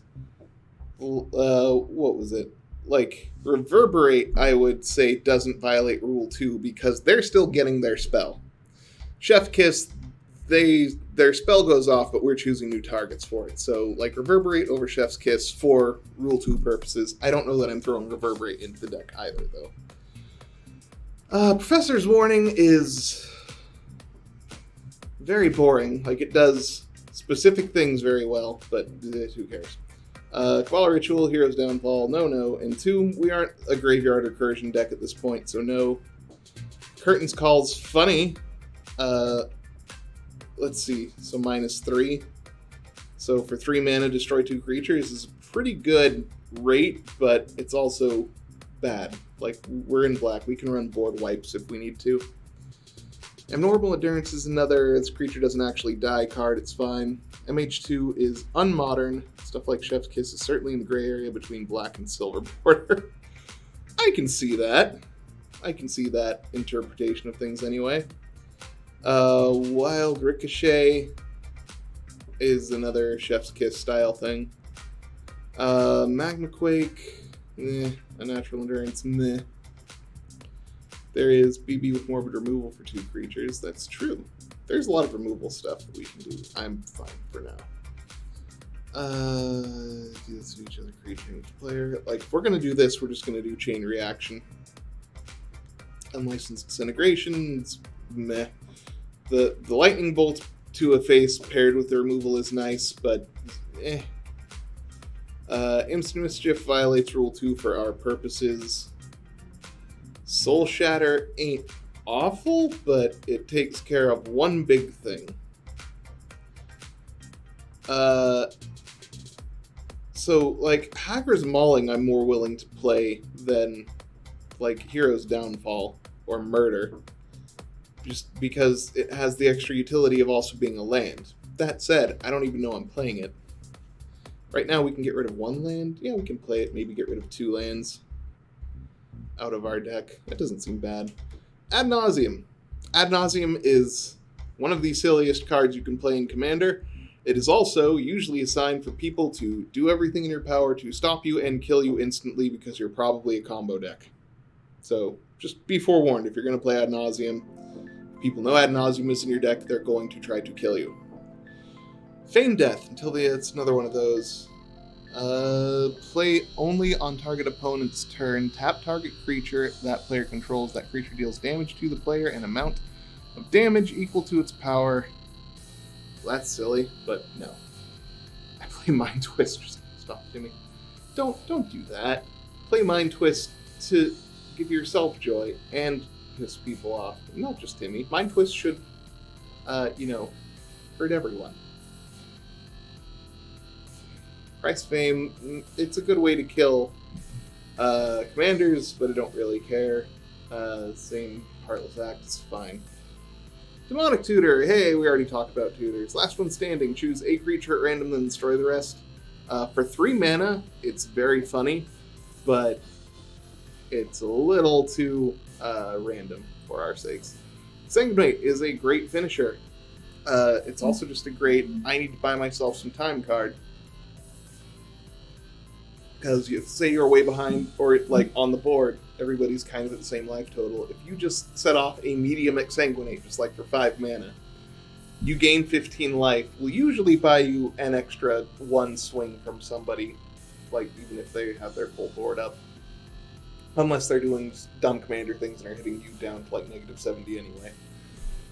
Exsanguinate was a win condition in several decks I have built over the years, where you just end up making a ton of mana and exsanguinate everybody to death. So I have fond memories of it, but it is not for this deck. Torment of Hailfire is just... Here's the thing. Torment of Hailfire is obviously a very, very good and powerful card. It's just boring. It's just so good that I find it boring. Like... You are putting yourself so far ahead if you just aren't outright killing people that, I don't know, it's not even fun for me to cast it in Commander. Like, I will play Torment of Hailfire in Cube and kill people with it in 1v1 all day, because the point of that is just to win as fast as possible. Commander is just boring. Languish, if we're going to play a board wipe, we want to play one that will actually wipe the board, not just leave all the big creatures there. Deluge, fantastic card, little expensive. What was 20 bucks? Oh, Torment of Hailfire? Yeah, Torment of Hailfire is expensive because it's really good, but it's just the boring kind of good. Yeah, that's exactly what it is. It is the boring kind of good. I'm pleased with that explanation of that card. Tox Deluge, $28 because it's a super effective board wipe, especially in Commander where everybody has a lot of life. But it's 28 bucks, so no, for now. Siphon Mind, each other player draws his cards. I mean, it's good. People will hate you if you play it. I like I said before, I'm not a discard deck. I want people casting their stuff. We don't have a real reason to be throwing stuff into the graveyard, so no faithless looting. Read the Bones is fine, but boring as crap. I'm getting a little punchy, you can tell. I started out the stream already tired. My kid did not sleep well last night.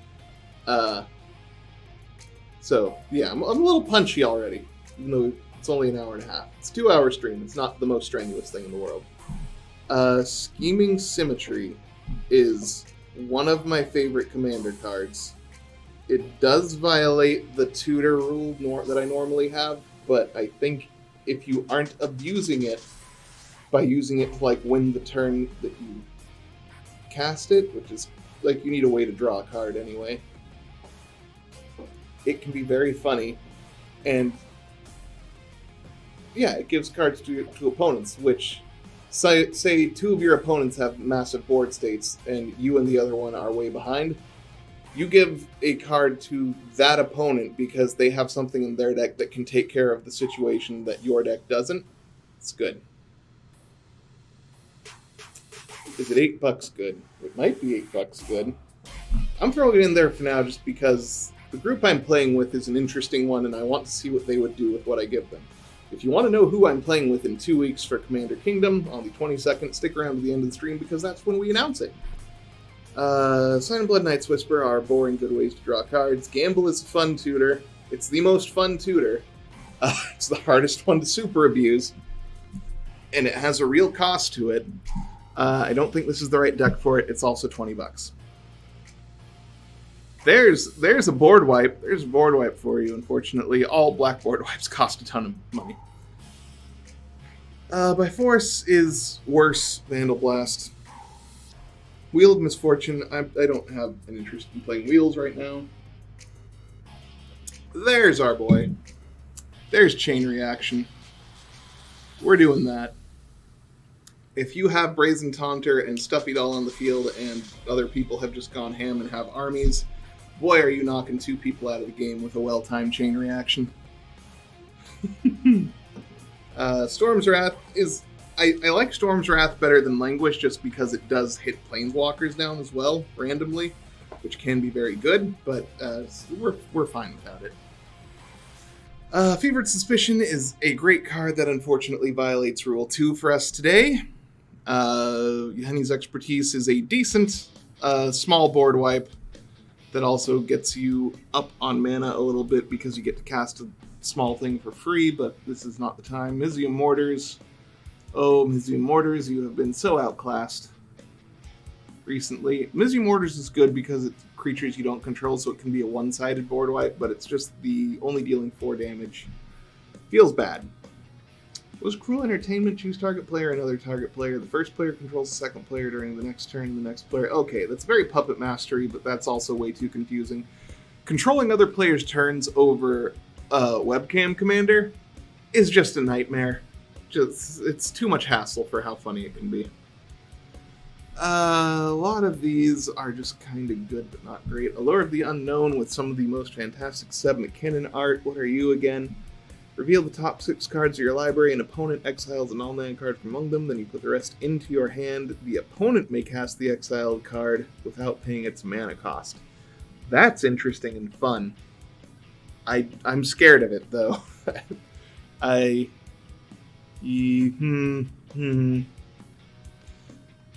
Oh boy, that is like a courage tester. Do you have the courage to give an opponent the best card out of your top 6? I do not. I want to be in control of my stuff. A bunch of these are just like Jessica's Will's very good, but I don't care, kind of. Reanimate's good, but it can be stealing if you play it that way. We don't have to, but I'm also uninterested for this deck. We give our opponent stuff, but it is of their choosing, which is yikes. Yes. Necromantic Selection, destroy all creature, return a creature card with the graveyard this way. It's fine, but it's 7 mana. It's more than fine. It's a board wipe that gives you something back, but it's 7 mana, it's slow. It also can technically be stealing if we choose anything other than ours. Wheel of Fortune, you're too expensive, I don't like wheels right now. Fiery Confluence ain't the worst thing in the world, but it's also pretty bad in Commander. You can kill 2 utility creatures and destroy somebody's mana rock. It's not terrible, it's just marginally good. Any of these things standing out to me? I think once we get to enchantments and utility artifacts, we're going to find a lot more fun stuff. Yeah, all of this is just kind of whatever. Alright, so now the more fun stuff. Utility artifacts. Crown of Doom. Whenever a creature attacks you or a planeswalker I control, it gains +2/+0 till end of turn. Why, that's terrible. But you pay 2 mana. Yeah, Rolling Earthquake, Migrana. Migrana? Is that right? Is that how you're saying that? Rolling Earthquake's pretty good. I don't mind it at all, but I don't know. I'd rather play other stuff. Nice. No, I said that right. Crown of Doom. Whenever a creature attacks you or a planeswalker you control, it gets +2/+0 until end of turn. Doesn't seem great. However, you pay 2. Target player other than Crown of Doom's owner gains control of it. Activate this ability only during your turn. That's real funny. We're goading things all the time. I like it. It's just chaotic. It is a little burdensome over webcam because everybody's who doesn't actually own the card is having to pass it around. But Infinite Tokens, sticky notes are a thing, and it's funny enough in this deck I'm willing to make them have to stretch a little to play it. Hey, here's a good one. Skipping ahead a bit, I guess. Yeah, I'm fine with having a couple of Raz. Raz, I think, are very good to have redundancy of, but we're doing good. We're making everybody else attack each other. We want them to have some board state as much as we can. The Raz are just kind of more emergency escape buttons. Hey, Crawl Space. No more than 2 creatures can attack me each combat. I like it. We don't have a ton of super great defensive stuff yet. Crawl Space is one of the better ones of those. I'd consider throwing in Ensnaring Bridge, but one, I do want to be drawing cards with Xantcha if I can help it, which kind of negates the use of Snaring Bridge, and also Ensnaring Bridge is probably decently expensive right now. Key to the City is fine, but I also don't care. Bolus of Citadel's kind of funny, but I don't know that I want it in this deck. Bolus of Citadel is one of my favorite cards to combo with right now in Historic. There's a lot of fun things you can do with it. Dread is in the deck, yes. I think Dread's in the deck. Did I put Dread in the deck? Creatures. Dread. Yep, he's there. So yeah, Dread and Crawl Space and a couple of other things. It's a pretty good way of keeping people from attacking you too much. Let's see. Equipped creature gets +2/+2. I'm just kind of skipping over stuff that I don't really care too much about. Equipped creature gets +2/+2, has haste, can't attack you or a planeswalker you control. No Mercy probably is really expensive. We're getting to enchantments though, we'll see. Can't be sacrificed. At the beginning of each opponent's upkeep, you may have that player gain control of equipped creature until end of turn. If you do, untap it. So yeah, so the way this works is your opponent gains control of the creature until the end of turn. You still control the assault suit, which means that the equipped creature cannot attack me or a planeswalker I control. Do I have creatures that I want to be suiting up, though, to die and give away? Maybe, but not a lot. Like, a lot of these are in here because I want them to be in here. A lot of them aren't there to attack. Pendant of Prosperity enters the battlefield under control of opponent of your choice. Draw a card and we put... This does... I don't know if we're group huggy. Yeah, we talked about Sleeper Agent, High HC Fox also. If it's on the cusp, it's good, but it's just so easy to die, especially with all the goading and other things we're doing, that I don't know.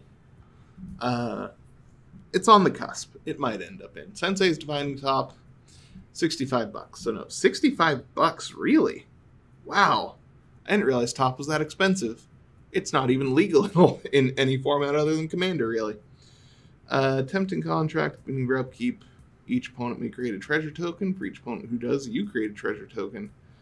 Not bad, not great. There's a lot of situations where you cast it and it just does nothing, because if you get it any time other than early, they can usually just ignore it. Yeah. Medicine Bag. Choose and discard a card to generate a creature. Not the worst. I can see why it's there, but I also don't care. One shot. Flicker. Meh. Barrage Mirror ain't the worst thing. Nile Spellwall, Mind Crank. Whenever your commander enters the battlefield or attacks. So, this card is fantastic with Xantcha, because Xantcha's attacking every turn cycle, no matter what, because it has to. I like it. Whenever an opponent discards a card from his or her hand, draw a card. Nope, we aren't that much. Alright, now, we don't have a ton of room left in the deck, actually. We have 11 spots, and now we're getting into all the curses and everything else. Cunning Rhetoric would be great, except for rule number 2, where we're not trying not to steal things. Curses of Disturbance. Yeah, sure. Marchesa's Decree. We become the Monarch. Whenever creatures attack us, they lose a life. That's not awful. It's not great. Yeah, sure. Why not? Braid of Fire. It's fine. It's there so you can activate Xantcha a bunch, I guess. It's $9. We already have a bunch of ways of making mana in our upkeep. Specifically to activate Xantcha, I'm kind of fine without Braid of Fire. Like, Braid of Fire will get out of hand and will let Xantcha just murder somebody after a while, because you could just activate Xantcha for like 10 times, 20 of them, and they die. But yeah, I don't know that much. Hey, Black Market wasn't the stuff. Who knew? Again, with only Xantcha as mana sink, it's bad. Yeah, I think we might have one or two other things, but like, we don't have a lot to do on our upkeep other than Xantcha. At the beginning of your upkeep, you draw a card, lose life, Phyrexian Arena. Xantcha Does Xantcha count as commander damage straight up when you activate her? Is that a thing? Hold on. Hold. We're gonna go off script here a little bit. Xantcha. Xantcha's controller may activate its last ability in that place same player. Commander damage is combat damage. I believe that's correct.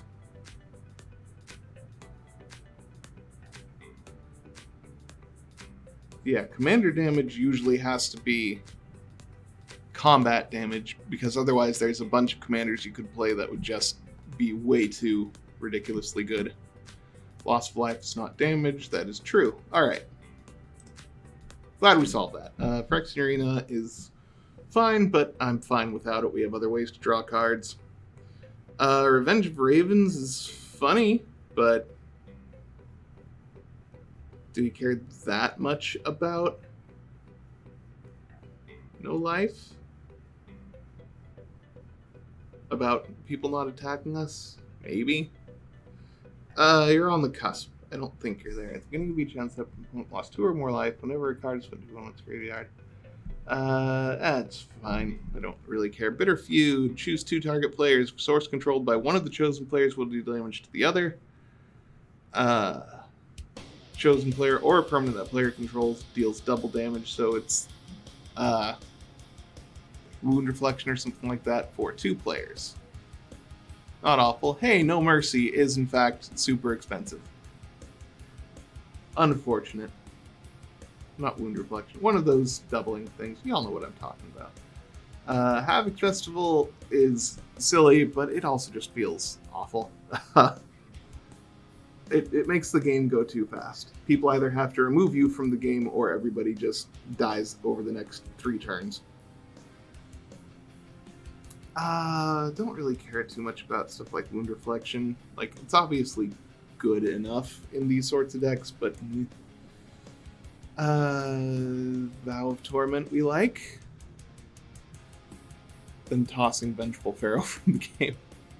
Yeah, fair. Has Menace, can't attack you or a Planeswalker you control. But it doesn't need to attack every turn. Curse, we like curses.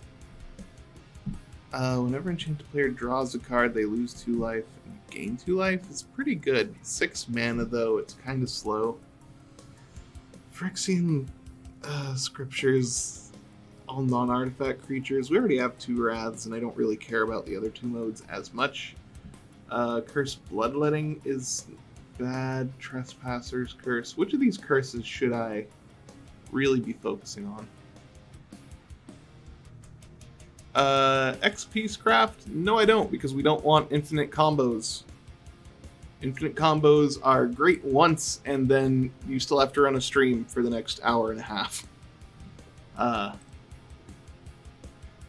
Again, a lot of the infinite combo stuff I'm passing up, I'd throw into a deck I was just building for me to play at a kitchen table with all the time.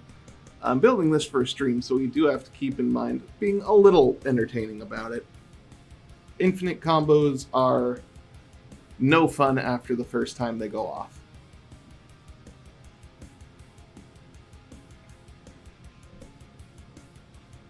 Yeah, that is very true, my Granaz. They don't really do a lot with a lot of the other things in the deck, other than people are getting hurt or gaining life or losing life. Hey, the cap's on the water bottle. Alright, what do we got? Citadel of Pain. I feel like I should want more curses, but a lot of them are not super relevant. Theater of Horrors isn't bad. It's certainly not the worst thing anyway. Underworld Breach, meh. Dance of Dead, meh. Torrent of Scarabs always just felt kind of mean. Curse the Nightly Hunt we definitely want. We want people attacking all the time. Necropotence, no. Demonic Vigor isn't terrible with Xantcha. and some of our other creatures we have. Like, the fact that it returns it to its owner's hand rather than the battlefield is actually a plus with Xantcha, so I like Demonic Vigor. Also the fact that it just permanently buffs the creature instead of you have to use it right when they're about to die. Blood Reckoning got much better with rules change. Yes, I agree. Hissing Miasma, whenever, like, we can overload on stuff like Blood Reckoning, Hissing Miasma, their Revenge of Ravens, things like that, but at some point, Cruel Reality is like the best curse, or one of the better curses. 3 mana, 6/5 guy you can donate and have the elbows have to sack their board. Which one's that? Bedlam, creatures can't block. That's a lot. I want to be able to block. I'll look it up in a minute too, HC Fox. I'm just trying to get through some of these things. Stranglehold is one of my favorite cards in Magic, because there's a lot of stuff you can do with it, but man, people hate playing against it, and I completely understand why. I'm going to leave it out for now, but just know that this card is in my heart somewhere. My terrible, shriveled heart. Champ player casts a spell. Oh, that's the weird one. It's fine, but it's real weird. Share the spoils. When shared spoil enters the battlefield or an opponent loses the game, exile the top card of each player's library. During each player's turn, that player may play a land or cast a spell as whatever.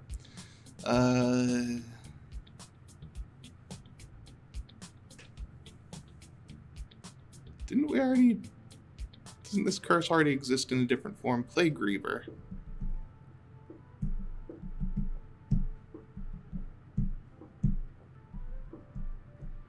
Huh. Turn Plague Griever to the battlefield under that player's control at the beginning of their upkeep. So if we were going to play Griever, we would want Harmless Offering and we would want Bizarre Trader. Yeah. And then people just give it back to us.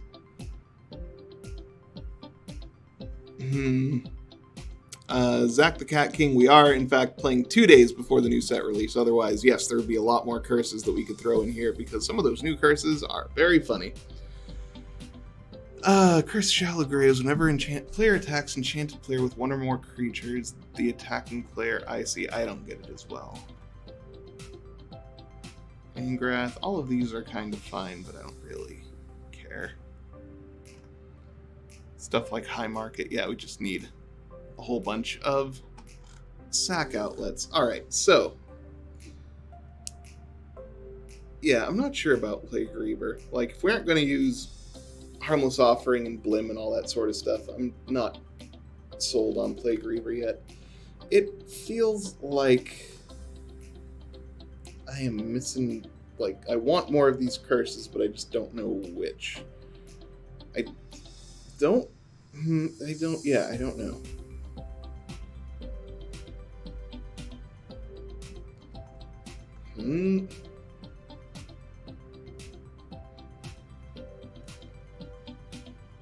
We already have Black Market in the deck. I mean, I can just throw in things like a couple of the Revenge of Raven style things. Captive Audience is indeed already in the deck. It's great use to discard Vengeful Pharaoh. We aren't playing Vengeful Pharaoh yet. How much? What was the Vengeful? Hey, I'm not typing in the right spot. Vengeful Pharaoh.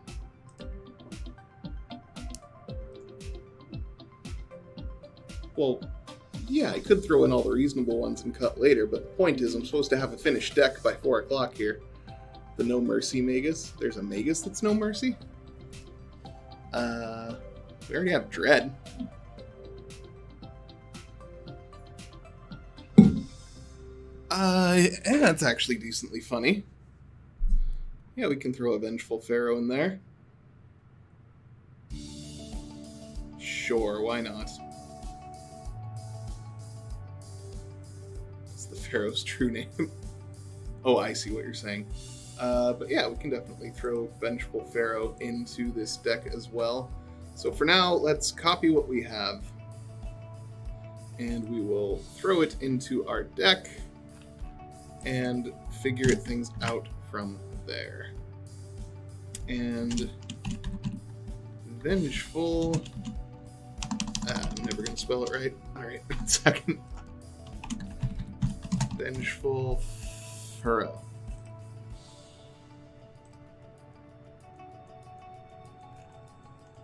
Alright, how are we looking? Well, we're under 300 bucks still, so that's good.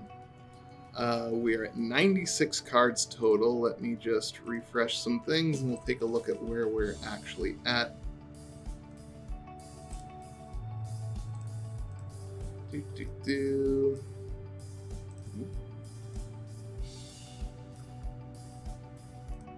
And you. Alright, I don't know that this is you're going to be able to see absolutely everything, but you'll see a lot of it. Alright, that's not too awful. Cutting off a little bit. Oh yeah, it's actually cutting out a decent amount of stuff, isn't it? Alright. Well, you can get an idea of what we're looking at here. Witch's Mastery. Oy vey. That is definitely some spice. Sheep's Lull. Well, we're almost done. We're building a commander deck. Xantcha is our commander, as you can see right above me here. And then we have rules over there that we have to abide by. And yeah, we're just trying to build the deck. We have 4 more slots to fit stuff in. We have a pretty good board, like we have a pretty good plan going already. I can actually cut 1 or 2 lanes given some of the double face cards I have in here. It's just a question of how does the mana curve look like? Let's find out. It's probably, it's not awful. Oh, you can't quite see it with the way this is all cut off. We have we're kind of low on 1s and 2s. We have a lot at 3, and then a pretty steady curve down from there. Only 2 7+ mana cards, 3 6 mana cards, and then decent amount of 5s, a lot of 4s, most 3s. Timret the Murder King and Undead Gladiator. Let me look at those because I'm down for suggestions at this point. 1 is 8, so it's fine. I see. It's bar. I just don't remember exactly what all of these do. Timret. Well, let's go back to here so y'all can see what I'm actually looking up. It's fine. Maybe. Like, this is where I'd probably throw in the sleeper agent. Oh yeah, they're just the like recursive dudes to block forever, which certainly isn't bad. Yeah, we have a decent amount of blockers, and especially if we can find our crawl space, I think we're pretty set there. But yeah, Sleeper Agent will throw you in. You're thematic enough. You are super thematic, actually, so yeah. Sleeper Agent will add. We're going to take out 2 lands, so we're going to end up at 95. So we have 5 slots left. And we're only taking out the 2 lands, by the way. We're at 38 lands in the deck right now. We're taking out 2 of them down to 36. Let's just take out 1, actually. So we have 3 of the double face card lands. Can we name the deck Sleep Demons? I think I already named it Mischief Mayhem just because we needed a YouTube thumbnail. So I needed to come up with something. We're pretty even split, it looks like, colors-wise. What's the deal with Rule 1? Barren Glory, that's right. Barren Glory was supposed to mean we're trying to end up with as small a board state as possible when we win, since the main goal of the deck is to just get everybody to attack each other to death.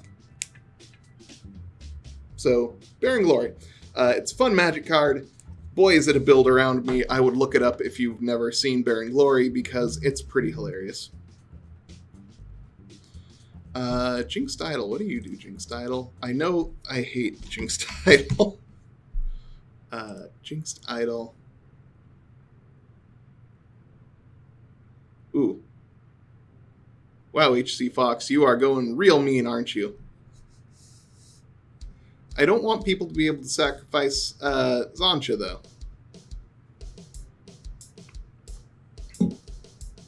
Technically, curses violate Rule 1. Technically, yes, but they're attached to the player. So our board state is clear, is how I'm using that.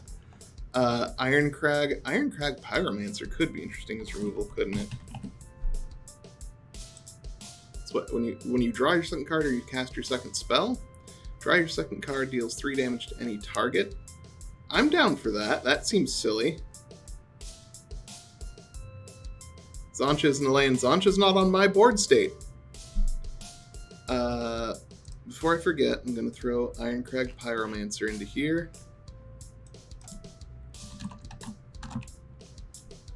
Ironcrag Pyromancer. Come on.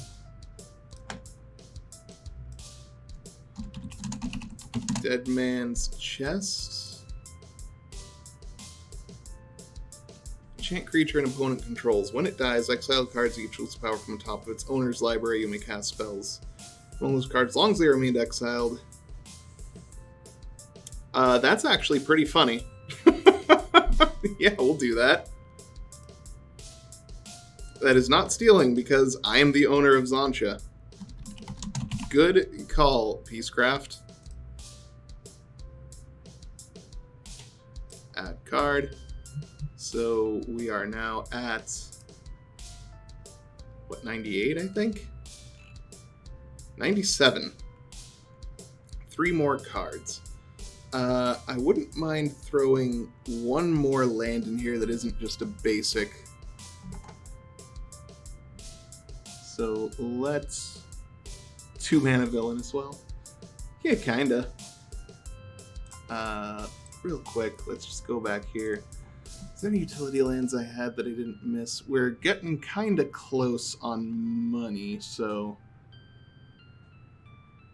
I think they're on stuff like Temple of the False God and whatnot, but meh.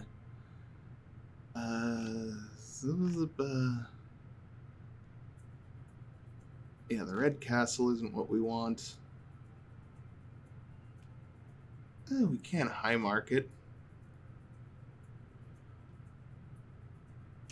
Migrana. Are you saying Dead Man's Chest seems against Rule 2?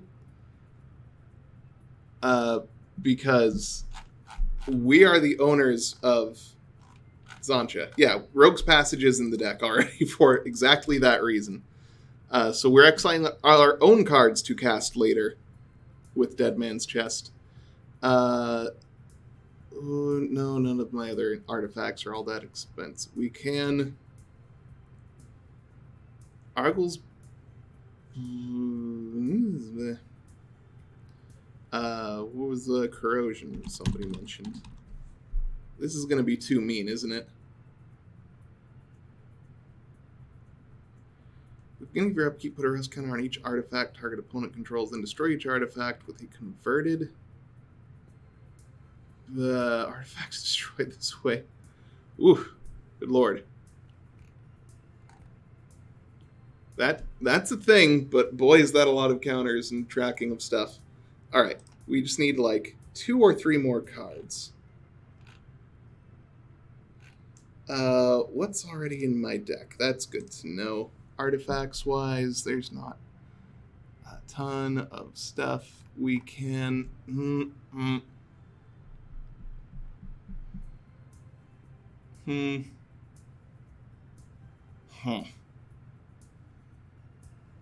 We already have Revenge of Ravens. Like, I guess we can just throw in a bunch of those ones to try and get people to not attack me as much. So we had Revenge of Ravens. We throw in Hissing Miasma. We throw in... Can mutate onto Xantcha. That is true. Blood Reckoning.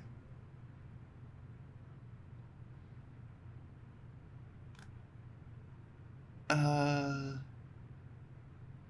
Theater of Horrors actually isn't bad either. I like Theater of Horrors.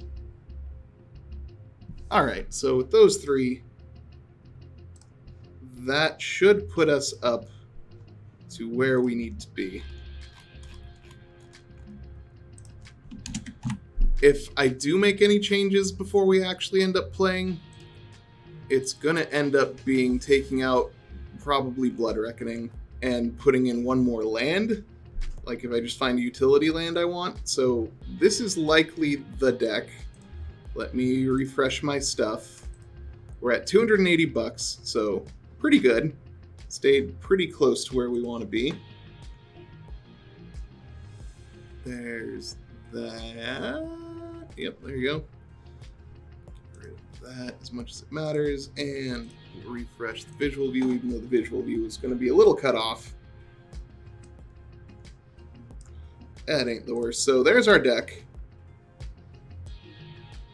Hey, Electrotal. No cheating, cheater. It's fine. We're gonna post this at some point before we actually play anyway. Hello, by the way. So yeah, this is our deck. It's silly. There's no infinite combos or anything, but I feel like we can definitely hang with everybody else. Like I said, if I do end up making any...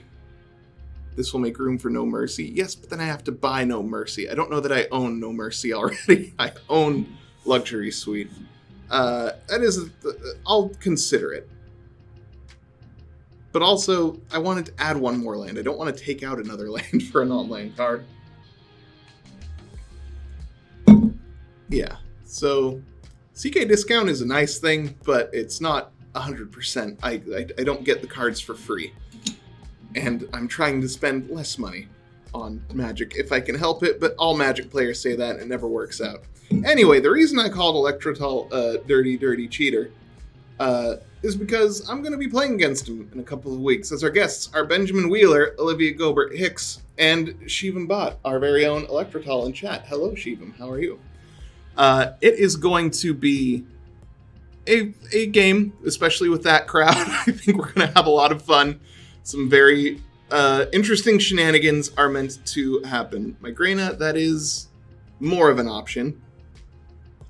But still the money thing is the thing. With me spending money. Ben will be playing. Do you be happy with the Pauper bans? Sure, I haven't played Pauper in a hot minute, but yeah, I like seeing the format get curated. I know it had been ignored for a while, and there's the whole thing with the tournament that happened not too long ago on MTGO. So yeah, any attention being paid to it, it's good. But yes, tune in 2 weeks for this game, which is Benjamin Wheeler, Olivia Gobert-Hicks, and Shivam Bhatt playing against me with this deck. I don't know all what they're on yet. We'll be posting all of that stuff later as it gets a little closer, so just be looking out on CK Twitter.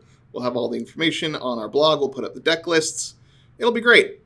But yeah, this is what we're going to be playing. Like I said, the only thing I can think I might change is I take out Blood Reckoning and add in one more utility land of some kind. But it wouldn't be a huge change. But yeah, here we go. 2 p.m. Pacific. Yes. Same time as this was today. All right. Thanks for hanging out, everybody. I will see you all hopefully in 2 weeks, and if not, much later. Have a good day. Take care of yourselves. And yeah, Magic's cool. Have fun.